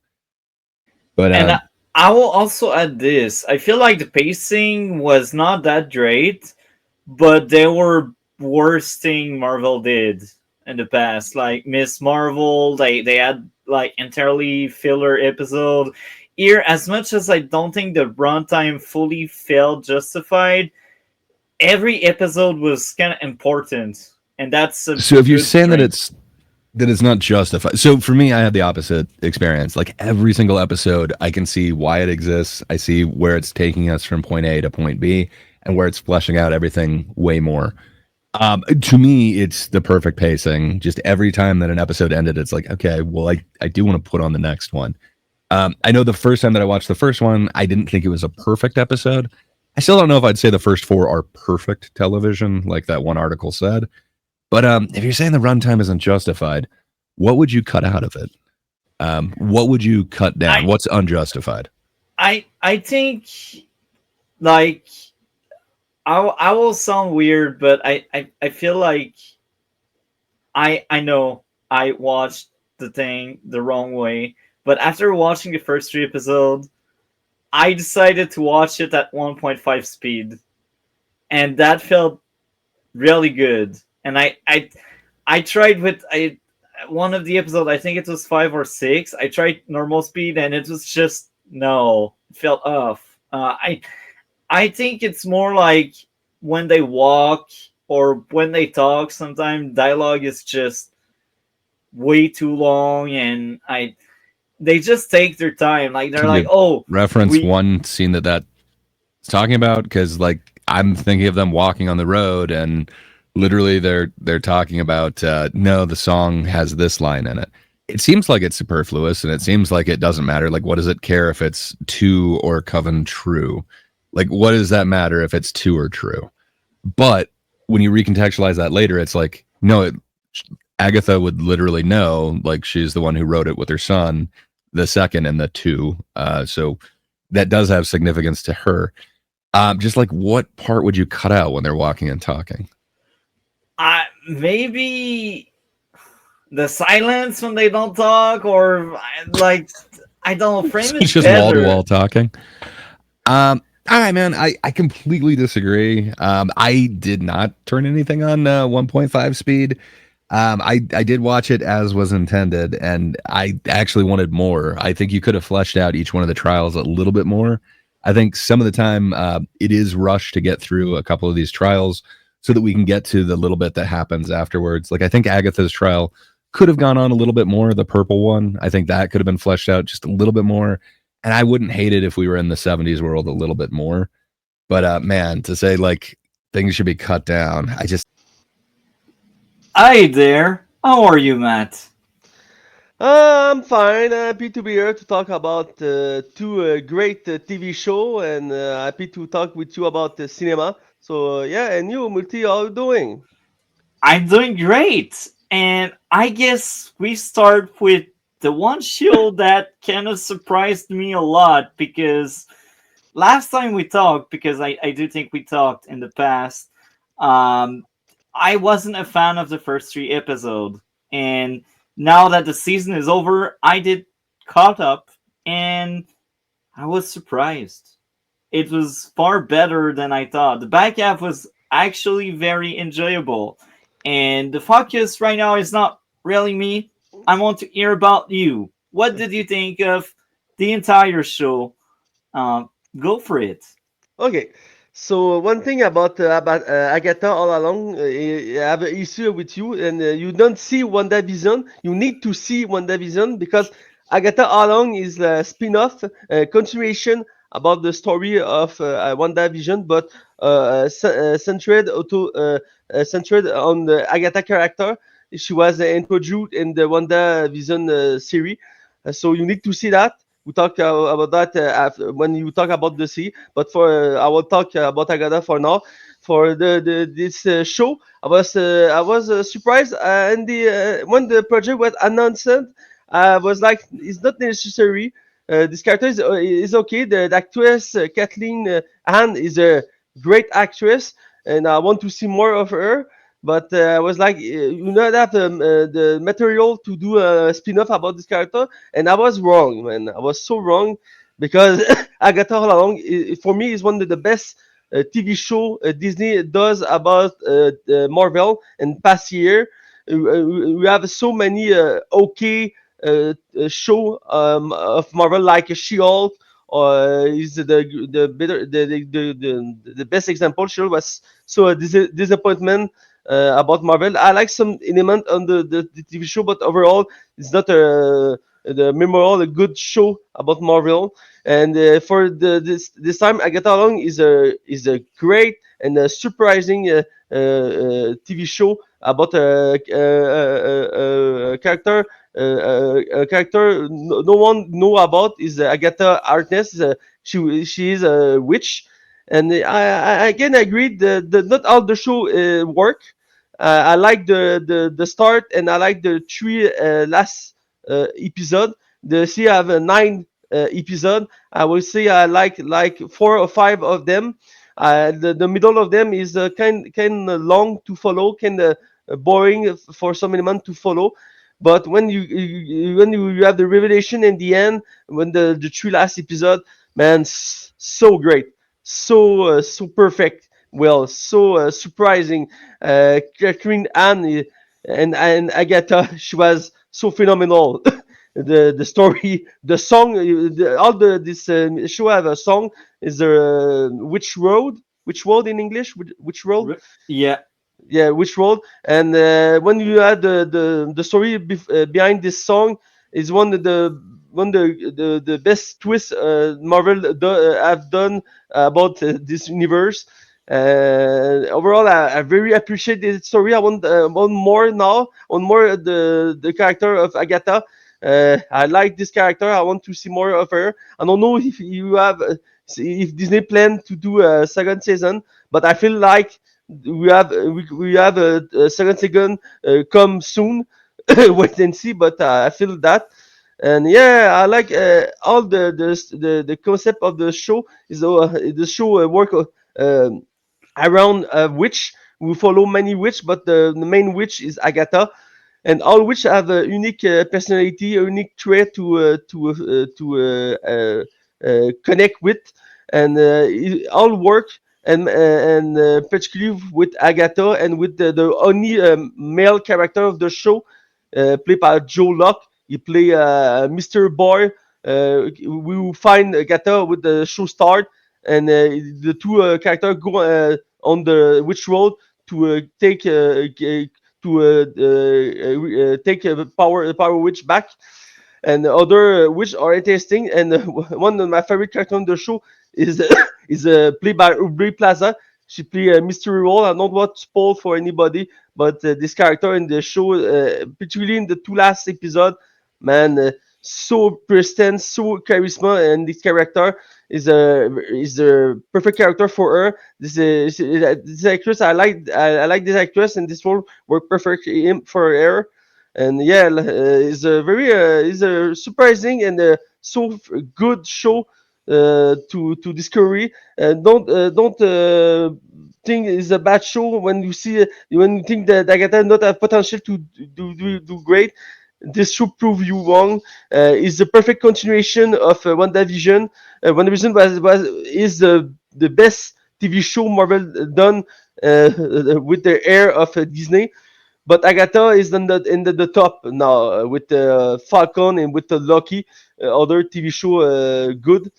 So yeah, I'm happy to see this show. I want one more, and yeah, it's a perfect TV show to watch if you like Marvel, if you like Witch and tip Halloween atmosphere, because the TV show is released on October for Halloween. Atmosphere is worked perfectly for that, because Witch is connected to this aspect, so it's worked perfectly for that. I repeat myself, I know that, but I'm so surprised and so happy about this show. But I want to hear you, because you not like that show as much as like it. Yeah, well, I gotta say, and I will be honest here, I feel like that show has horrendous pacing. Even in the back half, it has horrendous pacing. And I kind of figured that one out in the first three episodes, and that was really hard for me to get through these first three episodes. So I was like, you know what? Maybe if I watch that thing on 1.5 speed, it will be better. You're laughing, but it was indeed better. Don't do And that, man. and I ended up watching that TV show at 1.5 speed, and it was more bearable than normal speed. Man, that's not a good thing to do. I wasn't a fan. The characters are forgettable. Outside of Audrey Plaza and maybe the lead, because the lead actress Agatha was decent, but any other character I didn't give a shit. I'm sorry, but no, no. It's not the worst thing I've seen this year when it comes to TV shows. Uh, I've seen Halo season 2. That's like the bottom of the barrel, as they call it. Really? Okay. Um, I've seen the Acolyte. That was worse than this. There's a lot of things worse than this, but I'm surprised, because Halo season 2 for me it was a little better than the first season, but maybe just for me. the bar was low. I agree with you. It was better than season 1, but the bar was already so low. But It's overall, like limbo. the show was cancelled, so Yeah. it's sad. I want to see more, because I like the video game Halo, but I understand why Same. I understand How, why how it's can you canceled. like the video game and the show at the same time? It doesn't work. It's not the same story. You need to I accept. know. You need to accept that the story of the TV show is not the same in the video game. With this base, you can appreciate the TV show. But the first season was just okay, and the second season was little better. But I want to see more, because the character of Master Chief is so badass. It's so nice to follow. But I think we would need to wait many years before another try about the Halo universe on cinema. But in another subject, we go back to Marvel and Yeah, Agatha, yeah. and proceed. So again, I've seen worse things. I've seen better things. Uh, Watch it 1.5 speed. That's my tip. Normal speed is not atrocious. not listen you not people not listen multi don't know anything about this shit. He's not like Marvel. He's an anti Marvel. He's a traitor. He's like DC. He's not No, a I like both. I'm the biggest defender. Now I gotta say, now that we talk about Marvel and DC, I gotta say Marvel got their shit together. They had 15 to 20 successful and great movies that were liked by masses.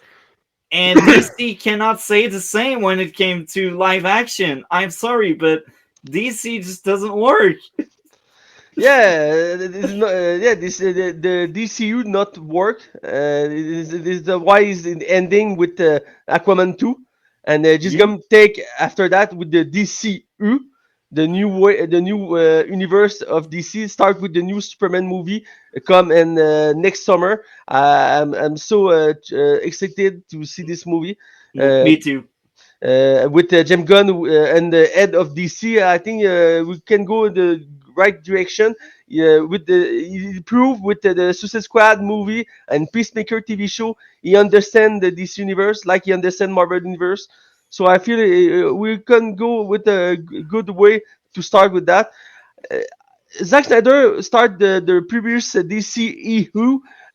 He's a comic guy too, but I feel he not yeah he not have the great direction to start this universe. Man of Steel was a good movie. I like the version the long version of Batman vs Superman, and the Snyder cut was good either. But the idea, the concept of the DCEU himself was not work in the base with the Suicide Squad movie, Wonder Woman, etc. And after that, it's failed, and Warner not care anymore. And we have Shazam 2, Aquaman, Bird of Prey, Black Adam. All the many of the movie not memorable, not good. So it's sad to see the DC universe not feel great. But now we start a new era, and hope we get better. And with Jim Gunn, New I think era. new era, and with Jim Gunn, I feel we can go better and better and better. But suggest for another time again. Yeah, yeah, and I hope people will support that. But anyway, what would be your grade out of 10 for Agatha All Along? I will give Agatha, like I say, one of the best TV show Disney does about Marvel in the past year. We have so many okay or bad show about Marvel, and the start, I don't think Agatha had the potential to be great, and I was wrong. And for me, I give easy like 8.2 of 10 for that. Like I said, the middle of the TV show is like a little boring, little longer, not work as good. But the start and the three last episode are so phenomenal for me. Just for that, the show deserve the score I give it. I give. But I understand why some element not work for you and for other people. But as a comic guy and a Marvel fan, I really love this show. So yeah, for me, 8.2 of 10, easy. That's good. We are kind of close in grades, but my system is different. Because I actually gave Agatha 7.5 out of 10. But the thing is, for me, 7.5 means you're just good. 7 you're average, 7.5 you're good. And yeah, I just thought that was good. It's not the worst thing, it's not the best thing. It's above average. And we are out for Agatha, except if you got something else to say. Oh, I can say so many things about the TV show, but I feel you cannot follow me on that. So we'll stop there about the to talk about this show. But I recommend people to see the TV show. Certainly, if you see WandaVision, is the perfect continuation. And multi, you need after we've done this, go to see WandaVision. It's the best Marvel show. It's Okay, on my watch list. Don't I, worry. I We will go. cover that show eventually. I hope Uh, so. we are out for now. It's kind of interesting how episode 6, I also liked it. But I don't have a lot to say again. I think that show was just something that got me with episode 4, and that's what happened. And yeah, so episode 6. My only issue with it, that attempt at humor. Barking sound to mock a dog's death.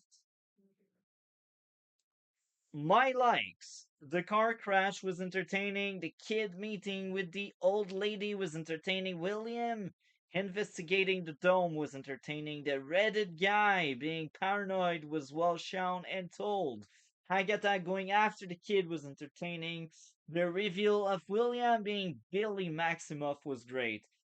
And it's basically Wanda's son, and I knew it because of the name. And yeah, I don't have a lot more to say. Episode 6, that's it. Episode 6. Solid 9.7 again. It's the third 9.7 in a row. So now it's like a strike. It's like they are doing the things right. They could have redeemed the first 3 episodes where the first one was good, second one was great, the third one was mediocre. Now it's like 4 great, 4, 5, 6 amazing. I enjoyed that trip. No regrets. Giving this show a second chance after episode 4 was a blessing in some kind of hiding. I don't know if I said something that made sense. Hopefully it did.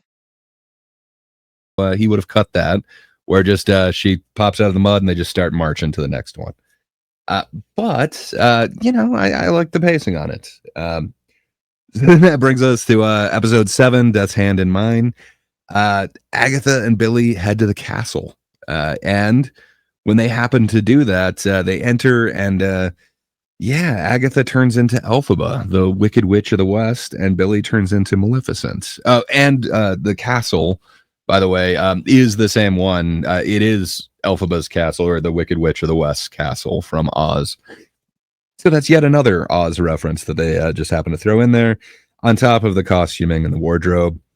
And then the table that they sit at, the tarot table that has the cards, it just happens to read "Your path winds out of time," and it happens to be the tarot trial. So, then all of a sudden we do see another character enter. It's Lilia, and she's also dressed as an Oz character. She's dressed as Glinda, the Good Witch, and Jen happens to be the evil queen from Snow White. I thought that was pretty awesome. They've got the IPs to these characters. Why not use them? I thought it was a good use of popular witch characters. I don't know. It seems to work well with me. And then, we realize that this is kind of Lilia's backstory episode. And you get this whole kind of tragic arc of her slipping through time. And you get to see her kind of experiencing the world in these little bursts of kind of confusion. It really kind of reminded me. We watched this movie not too long ago. Was it The Father? The Anthony Hopkins one, where Yeah, the father. It felt like he's it. un- You're right. he's unfortunately going through some sort of I guess senility, and he's just kind of experiencing moments at a time, and is very confused. And there's kind of elements that they kind of stick together, and elements that are kind of changing but are close. It's just very confusing. This gave me a lot of elements of that, a lot of that same type of feeling. Um, so you kind of see her experience through time, and Lilia reads Billy's tarot and sees that Billy is the magician. Lilia Now, so they're in this trial, and every time they set down the tarot cards, swords fall from the ceiling. And you can see that Agatha just, she doesn't have any reverence for tarot. She doesn't care. She says it's just a matter of getting the right card in the right place. So she's willing to just keep on switching the cards just randomly, just placing it down. And you can see that Lilia completely understands what's going on here and wants to actually take the time to do this reading right. Um, that also gets recontextualized once you realize kind of what the twists are in this, the reveals. But yeah, so Billy is the magician, and Lilia's lines are now kind of put into proper context. You're able to kind of follow her through time, and you're able to kind of understand where she's at when she kind of keeps giving these lines. And Lilia now seems to have control over her time jumps. She seems to understand it a little bit more. She seems to also embrace witches and witch culture, where in previous episodes she kind of said that she hates witches depiction in popular culture. Now she's literally Glenda the Good Witch.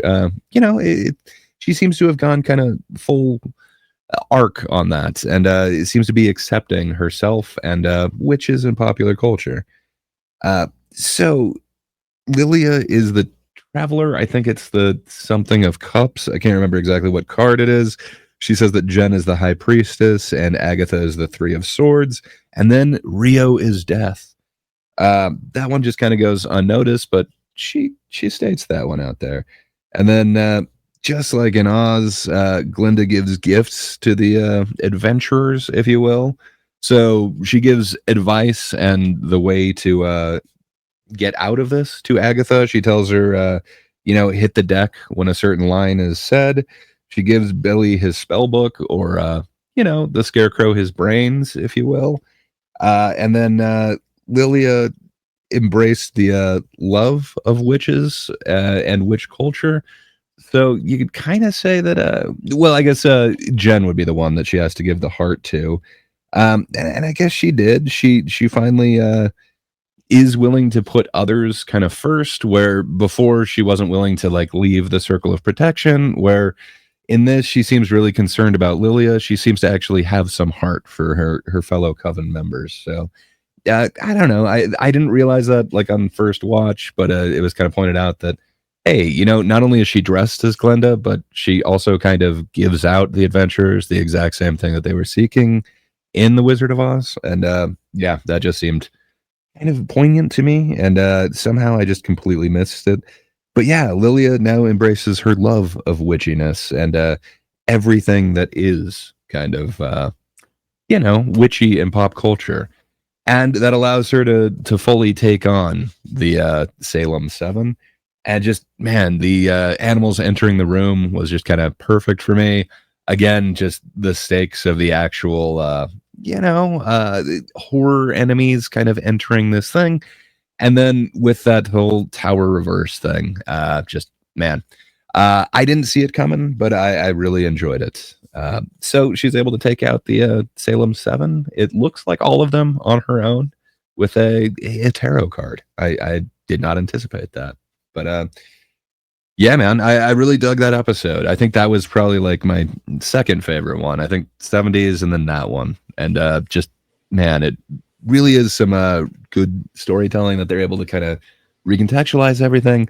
But we're not at the end yet. There's two episodes remaining. Episode 7 did everything right. I had no issue whatsoever, even if I tried really hard to nitpick. I had no issues. I had a blast. But sadly, I don't have a lot to say. It's just wow. Congrats on that episode. The music was cool. The tarot game was entertaining. The ceiling falling down on Agatha and Billy added cool tension. And I will admit, that tension was that. Rewind. That tension was there because other characters died prior.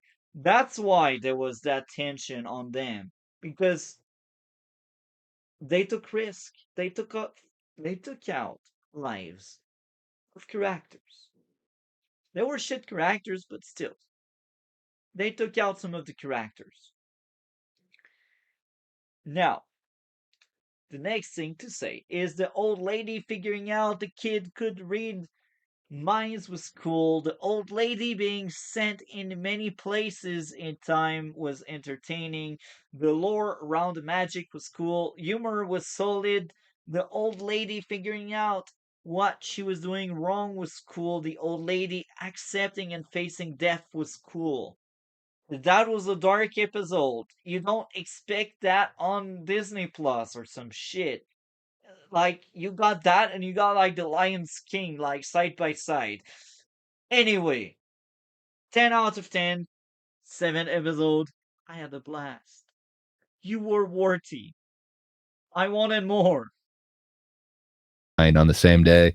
I think it was like the day before Halloween or something like that. It was October 30th, I think. But yeah, episode 8, Follow Me, My Friends, slash to glory at the end. I don't know why there's a slash in there. It feels like that's just a sentence, but fair enough. Maybe Another that's a line from the song. two-parter or something like that. That's why they released Well, both. so 9 is Maiden Mother Crone. So I don't know. It's more of that like 2-line title that they did for some of the episodes. But again, they're all lyrics from the actual song. So yeah. So we pick up with a dead Rio, with a dead Alice and Rio is kind of, explaining everyone once more time, and Alice is asking, "Is that all the time I get?" At this time, and then she kind of takes her to the other realm, if you will, the other side. And then Rio and Agatha kind of talk for a bit, and then you see Rio just cut the backdrop. I thought that this was just because Rio has this dagger that kind of allows her to cut through time, and she can kind of go anywhere.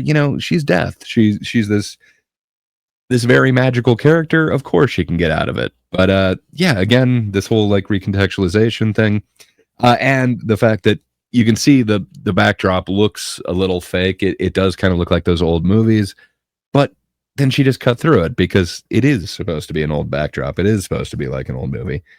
So I thought that was really cool. And then Billy talks to Jen about Rio.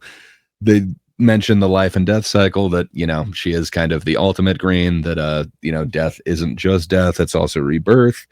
It is part of the life cycle. And then there's, the group discovers the road is a big circle, and they wind up back at their shoes. So they have to put on their shoes. And the second that they do, it takes them out of there. Like the shoes are magical, kind of like Oz, I guess. And then they're taken back to Agatha's home, which just happens to be very morgue-like now, and then happens to have these special lights on the ceiling that also work as like a clock, which is kind of interesting. So from there, Agatha kind of reveals that she is actually responsible for Jen's, I guess, imprisoning, or her having her power, whatever you want to call that, binded. I guess she's been bound by some fellow, which somehow Agatha never put 2 and 2 together, that some guy came to her and asked, "Hey, I need help binding a witch," and she helped that happen, but never put 2 and 2 together that, oh, Jen, this witch in front of me, is bound. Perhaps I'm the one responsible for that. But now they figure it out, and she's able to explain that to Jen, reveals that she's responsible for the blocking, and somehow that unblocks Jen. They just had to say a chant like 3 times or something like that. And now Jen has all of her powers back, so she just disappears out of there. She is whole. She doesn't have to be there anymore. That's kind of interesting. From there, she was able to get what she wanted from the road. She did get her powers back, and then you do get to see her kind of fly off into the distance, kind of like we saw Wanda at the end of WandaVision.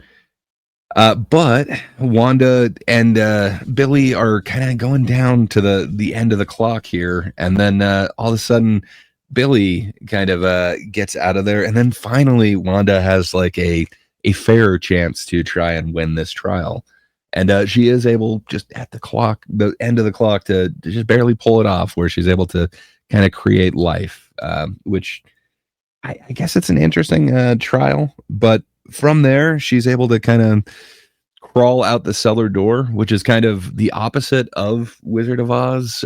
When the tornado comes, everyone kind of hides in the cellar.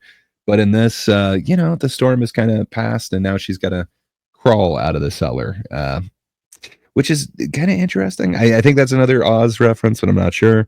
And then Agatha and Rio have a full on fight outside, which is kind of interesting. Rio throws everything at her, including literally a kitchen sink, which is kind of funny, I guess.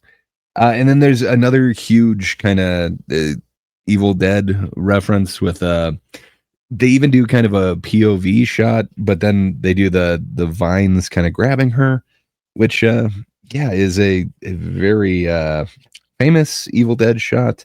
There's a lot of references to Sam Raimi in this, and it's just, man, I dig what they're able to kind of do with this. So Billy shows up and just happens to give some of his powers to Agatha. She's said all along that she's not able to actually stop, so it does seem like she would be killing Billy at this point, but somehow she's able to stop just before taking his life, and it's able to restore all of her powers. And then it shows us visually that she is restored because she decides to make her outfit again, and this time her cloak, which was previously purple in WandaVision, is now blue, symbolizing that she's kind of come a little bit more to the good side, or not as evil side, if you will. Which is kind of interesting. They did a lot of kind of symbolism with the costumes in this entire show. Just man, I dig a lot of the set design and costume design in this one. They really seem to go all out, and everyone seemed to be putting their heart into everything on here. But you think there's going to be some all out fight, and instead, Agatha kind of goes in and shows love instead of fighting Rio. She kind of kisses her and does this kind of kiss of death thing, which I did not anticipate. That one kind of caught me off guard. I assumed we were going to see like some sort of Marvel magic off, but I kind of went the other way. And in that moment, Agatha's kind of lifted up, and then she gets that hero shot, the same shot that Lilia got when she got to kind of save everyone. And there's kind of this falling POV shot. I don't know exactly how they did that camera shot, but it's almost mimicked exactly how they did it with Lilia. Now they're doing it with Agatha. And, it allows Billy to escape from there unharmed. So Rio is not interested in taking him. She got her payment. So Billy goes home and takes a shower, and then symbolically, he's able to kind of wipe off the mirror. And when he does that, he's able to, see clearly. And that kind of metaphor continues on as he enters his room and kind of sees every part that equals the witch's road, if you will. He's seeing just every element of his room that kind of led to the experience that they had, the trials that they had. And as he's kind of putting it together, much like the usual suspects in the whole Kaiser Soze moment, all of a sudden he is interrupted with Agatha, who showed up and is revealed to be not of this world anymore, but a ghost, much like her mother in the previous trial, which is kind of an interesting reveal. So I dug that.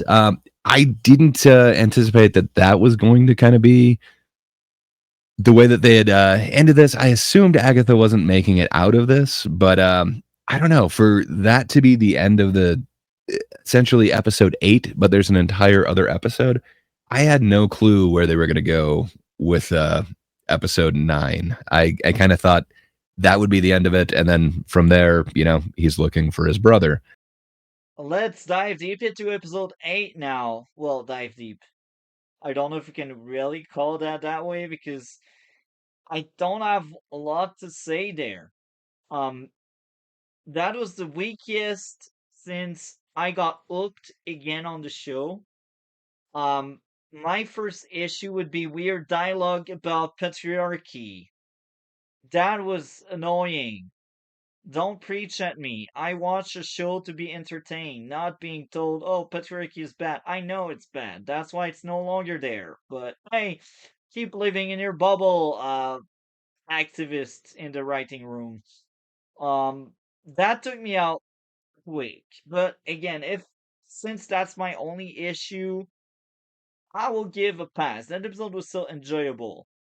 Um, the girl realizing Agatha has no power over her was cool. The girl realizing she died was cool. It made sense that Agatha would care about Billy. Agatha making a deal to sell the kid. Rewind. Agatha making a deal to sell the kid for a liberty made sense. Nice lore, creative way of telling how much time was left by closing off lights. I get that getting powers back felt earned. Billy realizing how much power he's got was cool. That episode was fun. I liked it. Um, Outside of that patriarchy line, that was a solid one with a 9.7. But again, that was the weakest one since I got hooked on the show. We get episode 9, which is Mother Maiden Crone. So you get Agatha's backstory, running from death and giving birth, and then Nicholas Scratch was created by magic. I don't know what it is about having all of these covens create people out of magic, but man, that's been a theme this year. What can I say? I don't like it. I think it should be man mixed with magic, but fair enough. So it shows Agatha feeding off of a whole bunch of covens of witches, and then reveals that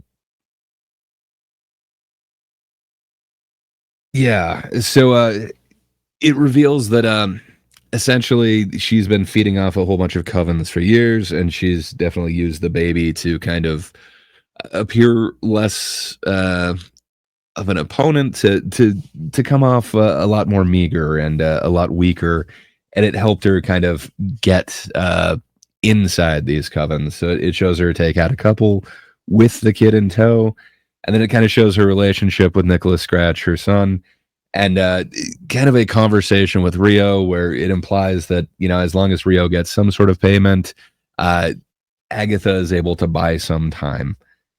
And then it shows Agatha and her son really connecting, and it kind of gives the reveal that Nicholas Scratch, Agatha's son, and which I guess his name's Scratch because he was made from scratch using magic, which I don't know. I didn't necessarily like that reveal, but whatever. Nicholas Agatha. Yeah. So it reveals that both of them kind of wrote this song, and that they were able to kind of use this song and this legend to convince other witches, other covens that, you know, the road is real, and she would get them to essentially fail to open this road, and in frustration somehow attack her, and then, you know, her thing is to just eat their power. But there's one day that they failed to actually do this, and then that night is when Rio or Death comes for Nicholas and must take him away. But she didn't just unceremoniously like make him leave. She got him to you know, go back and kiss her mom goodbye. It does seem like Rio does care for Agatha. I don't know. I hadn't expected to see it that way, but it does seem like she is, you know, just doing the job. The line that was alluded to, I can't remember exactly which episode. I think it was like episode 5 or something, where she talks about like, well, some people just are doing their job. They don't want to, but they have to. So it kind of puts that in new context. And then Nicholas goes willingly with Rio into the night. And then Agatha leaves her heart with Nicholas. So Agatha just gets colder from there on. And it shows her killing a bunch of different covens throughout the years. You see a whole bunch of different outfits. You can guess what time frame each one of these is taking place in. It goes all the way up until, I'm guessing it's either the 70s or 80s. Everyone looks a little punk rock and in leather. But in that time, you notice that her fingers are not black. So somehow between the 80s and now, she got, well, the 80s and 3 years ago, she got her hands on the dark hold, and somehow that was able to kind of turn her fingers and possibly even turn her even darker, corrupt her even more, like what happened to Wanda. So yeah, we're still given this break in time somehow between like the 70s or 80s and the 2000 teens. She somehow got the dark hold sometime in there. So we still don't know exactly what happened with that. So perhaps we'll find out in the future. Perhaps we never know. But yeah, it looks like she's just been feeding on different covens for years, getting their power, and then yeah. Oh, sorry. I guess right then. So Ghost Agatha explains the whole song thing to Billy, which again recontextualizes everything, kind of shows that, oh, so that's why she was so quick to say, like, oh, it didn't work. It was never supposed to work. It turns out that it was Billy, and he was doing a hex, and he was doing it subconsciously, just like Wanda was doing to everybody in the town of Eastview. Um, yeah, it's just kind of interesting. I didn't anticipate that it would make us kind of recontextualize the events that we saw multiple different times throughout it. There's another show that tried to do this earlier this year, and it failed on every front. And it felt like they were really sacrificing characterization, storytelling, just to get this reveal. And then once the reveal was there, it just didn't seem satisfactory, and it didn't seem like it worked. Where here, I think every part of it just works. It hits so well. Um, so after you realize that Agatha has used this song to lure in other witches, and the fact that it's been hundreds of years, it has led to this legend. And it would be almost the perfect way to convince witches that, hey, you just didn't do it the right way. You're not powerful enough. It would cause this conflict in the coven to then get them to possibly do infighting, to then get them to try and attack Agatha, to get her to harvest them. So it kind of makes sense. At this point, it does show Jen flying away. For some reason, I thought that was at the end of 8, but apparently it's the end of 9. Uh, Billy is taking it all in that, like, oh, I created all of this and I actually caused all of their death. Where Agatha, she kind of explains, well, my whole thing is I kill witches. I take all of their powers. I harvest it for myself. So I was actually going to kill all of them anyway. You actually saved Jen. You saved one of them, which is, a nice way. It's like a glass partially full. What would you say? A quarter full. Yeah, sure. 3/4 of them are dead, but that one is still good. That one is the good one. That one. I left her be. I'm So I, generous for once. I don't know. I kind of like that. Yeah, I didn't anticipate that was going to be her explanation for it, and I kind of like it. It still leaves her very morally gray. She's not a great character, but she's not as evil as she once was. She is at least honest that I was going to kill them all, but hey, at least this way you get one living. So slightly better outcome than I would have given you. I dig that. And then, as we can see, Agatha is now going to guide Billy.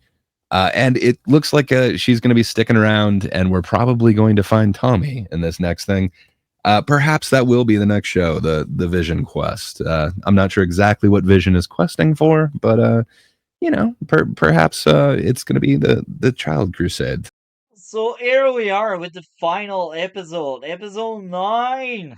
Episode 9. Okay, so episode 9, I had no issues whatsoever. So just like 7, that was a rock solid episode. Agatha having a baby was entertaining. Agatha powers were great. Well shown how Agatha was getting rid of other witches. Well shown how time passed as Agatha was taking care of her kid. Agatha wanting a coven to follow the road was entertaining. Agatha destroying every coven she brought was well shown. And I had no issues. I think that episode did cement Agatha as clearly a bad person and someone that destroy lives. That's Agatha in a nutshell. And that's her origin story this final episode. And that was well made. That was cool. That was great. If the entire show was like that, I would have adored this shit. That would be on par with the Penguin. Sadly, it's the only episode that got me so hard. Not that hard. God damn. Anyway, that's it for episode 9. Let's have another segment on that video now, shall we? So Agatha overall was a surprise. I recommend you watching it despite me spoiling everything. Let's rank all of the episodes.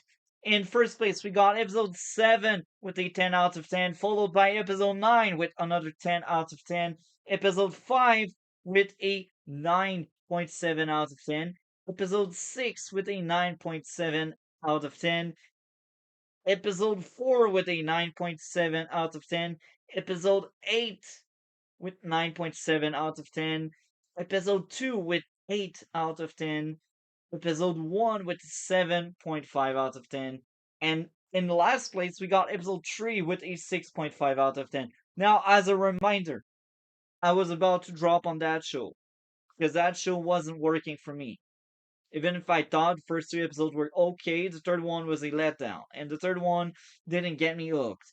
And sometimes I will give a great example, Westworld. It didn't hook me. I know that thing was good. It was cool. I liked aspect of it. I liked what they were going for, but I kind of dropped it after like 3 episodes, I think. Maybe 2. I can't remember. I think I've seen at least 3 hours of that thing. But back then I wasn't a reviewer on YouTube, so I kind of really dropped the show. And I heard later season are bad, so I didn't end up watching, but still, I get that. You are a good surprise. Now, the next thing to say, the next thing to say. Here are my issues with the entire season. The first thing, pacing wasn't great when it came to runtime of the single episodes. In many instances, I was watching at 1.5 speed and it worked out well. Normal speed seemed and sound dreadful, especially when it came to dialogue and just shot of people walking around. Because if you really look at it, they walked around a lot. And I know that's the point, they're walking a road, but hey, make it more interesting. I don't know. The humor was 50-50. Lots of humor actually didn't land and bother me, but that was more like in the early episode than the later one. Number 3, some of the dialogue was horrendous. Patriarchy, fight me! Number 4, characters were forgettable. Now, the strength of the show. Most of the lore was cool, the action and music were cool, the CGI was decent considering how much there was. Aubrey Plaza playing Aubrey Plaza carried around the show on her shoulders. Agatha ended up being likable in my books, and she she did shine. The actress was great. I did see a whole bunch of kind of criticism of this show that like, who is this for? And then 2 different videos from rather large creators came to the same Whiny moans. conclusion. Yeah, that it's for wine moms, and it's like, yeah, I completely disagree with that. First off, I think they would be happy to see this. There is reference to a whole bunch of popular culture. Again, like we mentioned, the whole like Real Housewives seems to be one of the trials. You get a very metal 70s version of a trial. There's a whole bunch of interesting things in here, interesting set pieces that might appeal to a wine mom, but man, I think anybody who just wants to see something different from the MCU, who doesn't want to just see the exact same thing over and over again, I think this is for them. I think it's for anyone who was a little bit intimidated to, jump into everything. You don't necessarily need to know every single facet of this. And then I guess for me, I don't consider myself a wine mom. Definitely not a mom, and I hardly drink wine. But man, this is just the show that I didn't know that I needed, but I'm so glad that I got. I really dig this one. To me, I think this might be my favorite MCU show. I think to me, I have it above WandaVision, and I think I have WandaVision about on par with Loki. The only ones that I think would be above it might be like Daredevil first season for me, but that's not an MCU show. It's technically a Netflix show or whatever. I don't know. I'm very excited for Vision Quest. I keep forgetting what it's called. I keep wanting to call it Mayo Vision. Which I never was prior to this. Vision's one of those characters that I kind of don't care about. I know he's supposed to be kind of robotic, kind of Jarvis, but man, I don't know. Just if this is where we're going with this, and this is where that whole Young Avengers initiative comes in that they've been teasing with every one of these shows, with Kate Bishop as like the new Hawkeye, with now I can't remember her name as the new Black Widow. Or I guess she's not in the Young Avengers. Never mind. But you've got every one of these. She will be on the Thunderbolt, the new Black Widow. Yeah, I just realized that after I said it. It's like, wait a minute. I think she's on the other team. She's not in this one. But all of these young ones that they kind of teased would be Young Avengers. I had nothing was drawing me to that at all. After seeing this, I can actually understand it. I would like to go on the Child's Crusade. So it makes sense that Billy would be searching for Tommy, and then once they're together, I'm positive they're going to be searching for Wanda. I think she's going to be a key part in what's coming up next. So I don't know. It really has piqued my interest. I am really looking forward to what a Young Avengers could be from now on, and I do believe this Vision Quest is to bring about the Young Avengers protocol, but we'll see. Perhaps I'm wrong, but. Yeah, I think all the criticism that I saw of this was, there's a lot of overacting or strange acting choices from Catherine Hahn. And it's like, yeah, there are, but I don't think you understood the layers that are going on with her performance. You really got to recontextualize it after kind of realizing what's going on with all this. I think that was the case in the first 3 episodes, but it kind of no longer lasted like that later on, because I think later on it was very solid. Pretty much anything was solid, everything was solid. But I could see that. But if you go back and you watch like episodes 1, 2, or 3, you can see when she's actually having a real conversation with Billy, like when she's talking about Nicholas Scratch, when she's talking about the past, she's actually serious. But when she's talking about like the road, or oh no, what could be causing this? Or when something goes wrong and she immediately snaps at Billy, you can tell that she has a level of awareness of what's going on that's just not there with everybody else. So she is acting within this world. It's really a layered performance that I don't think you can appreciate without knowing what the reveal is at the end.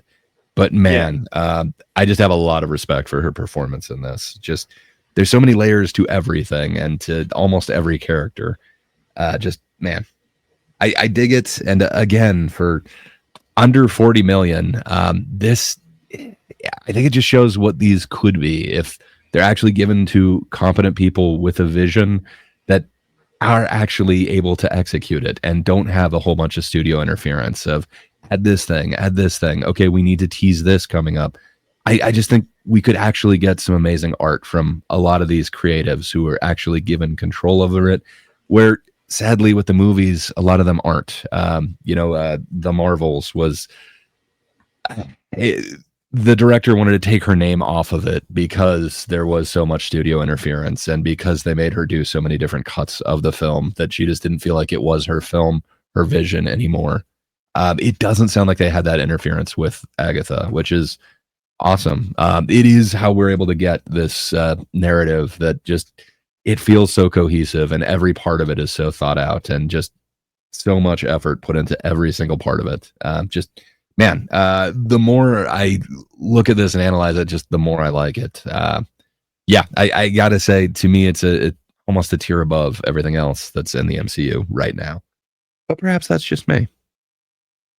Perhaps that's just you. What would be your grade out of 10? I think I'd probably go like a 9 out of 10.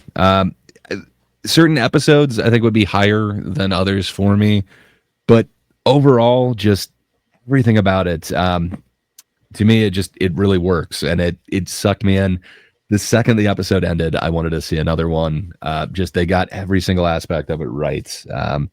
There's layers to everything: the characters, the acting, the visuals, the dialogue, even the sounds that they're using. Just everything has multiple layers considered into it, and it just all works to this cohesive narrative. Just man, visually, artistically, they were able to pull something off that really shouldn't be possible with a big studio like the MCU.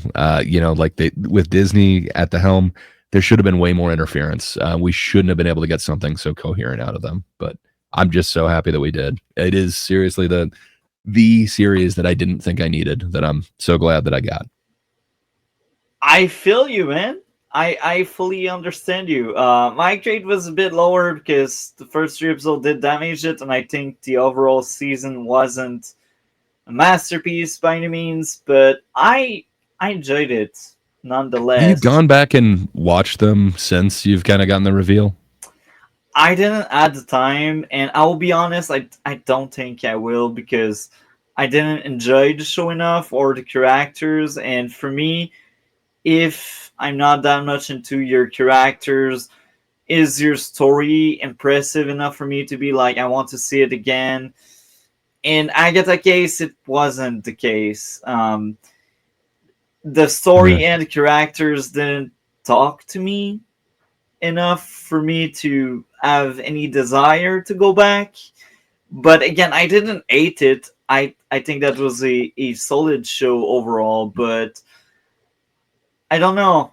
Like, for me, that show is a 7.5, which is kind of above average. It's good in my books. It's not for you. That's way below average for you, because a 7 is the lowest possible good for you on your particular scale.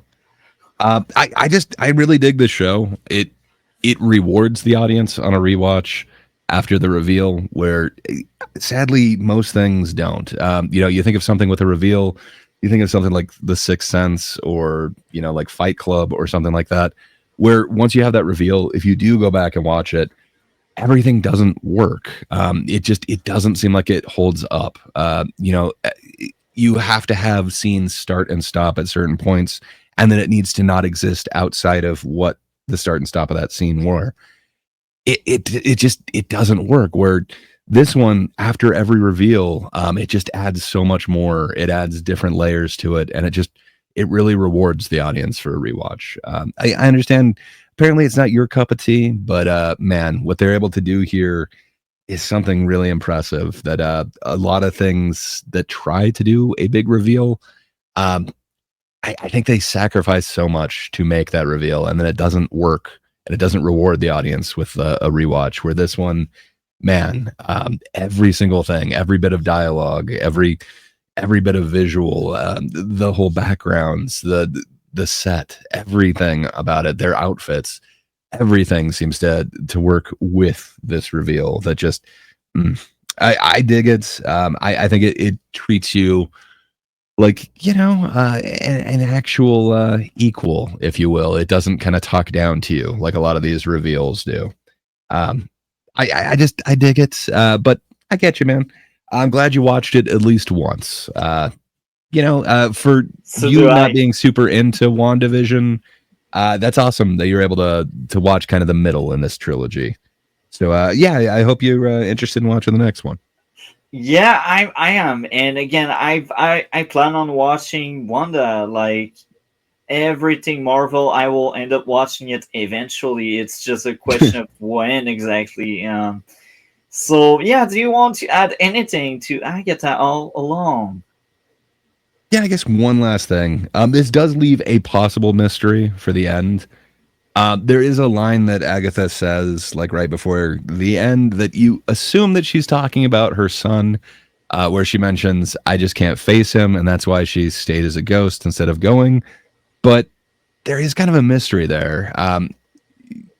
Billy assumes that she's talking about her son, and he mentions Nicholas, but she just says, "Yeah." She doesn't actually mention that. Mephisto was mentioned earlier in this show, and apparently he'll be making a appearance in Ironheart for the first time in the MCU. Like Death got her appearance, her first appearance in this one. Perhaps there's more to the story of why she didn't want to pass on. Perhaps her afterlife was exchanged for the Darkhold with, say, like Mephisto or something like that. I don't know if they're ever going to go into it, how she got the Darkhold or who she was actually talking about, but there is a teaser where she said, I just couldn't face him. I'm not sure that she's talking about her son there. She might be talking about another entity, and it might be, a reason why she's staying in this plane of existence. So that actually gets me really excited for Vision Quest / the Young Avengers. I do want to see where they're going to go next with this. And I look forward to seeing, Agatha as this kind of teacher nanny character. It looks fun. Teacher nanny. And we are out. I agree. How are you today? Oh, I'm doing awesome. Is Agatha a hit or a miss? That was a hit. Was it the greatest thing I've seen? No. I think overall the show, despite having really strong episode in the back half, I liked the back half. Again, I will reiterate it.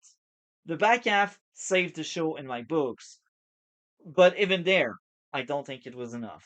It's not a masterpiece. It's not an awful show. It's actually a good show. I think it deserves a strong 7.5 out of 10, making this show above average.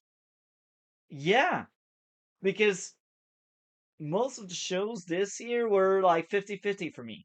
We had these Penguin and Fallout that were like masterpiece among many, and we got Halo season 2. And and we got The Acolyte. And we got Knuckles. Oh wow, Knuckles! That was bad! Anyway, 7.5 out of 10. I get that all along. Don't listen to the haters that have a vendetta against Disney for diversity and woke and leftist. And I'm out.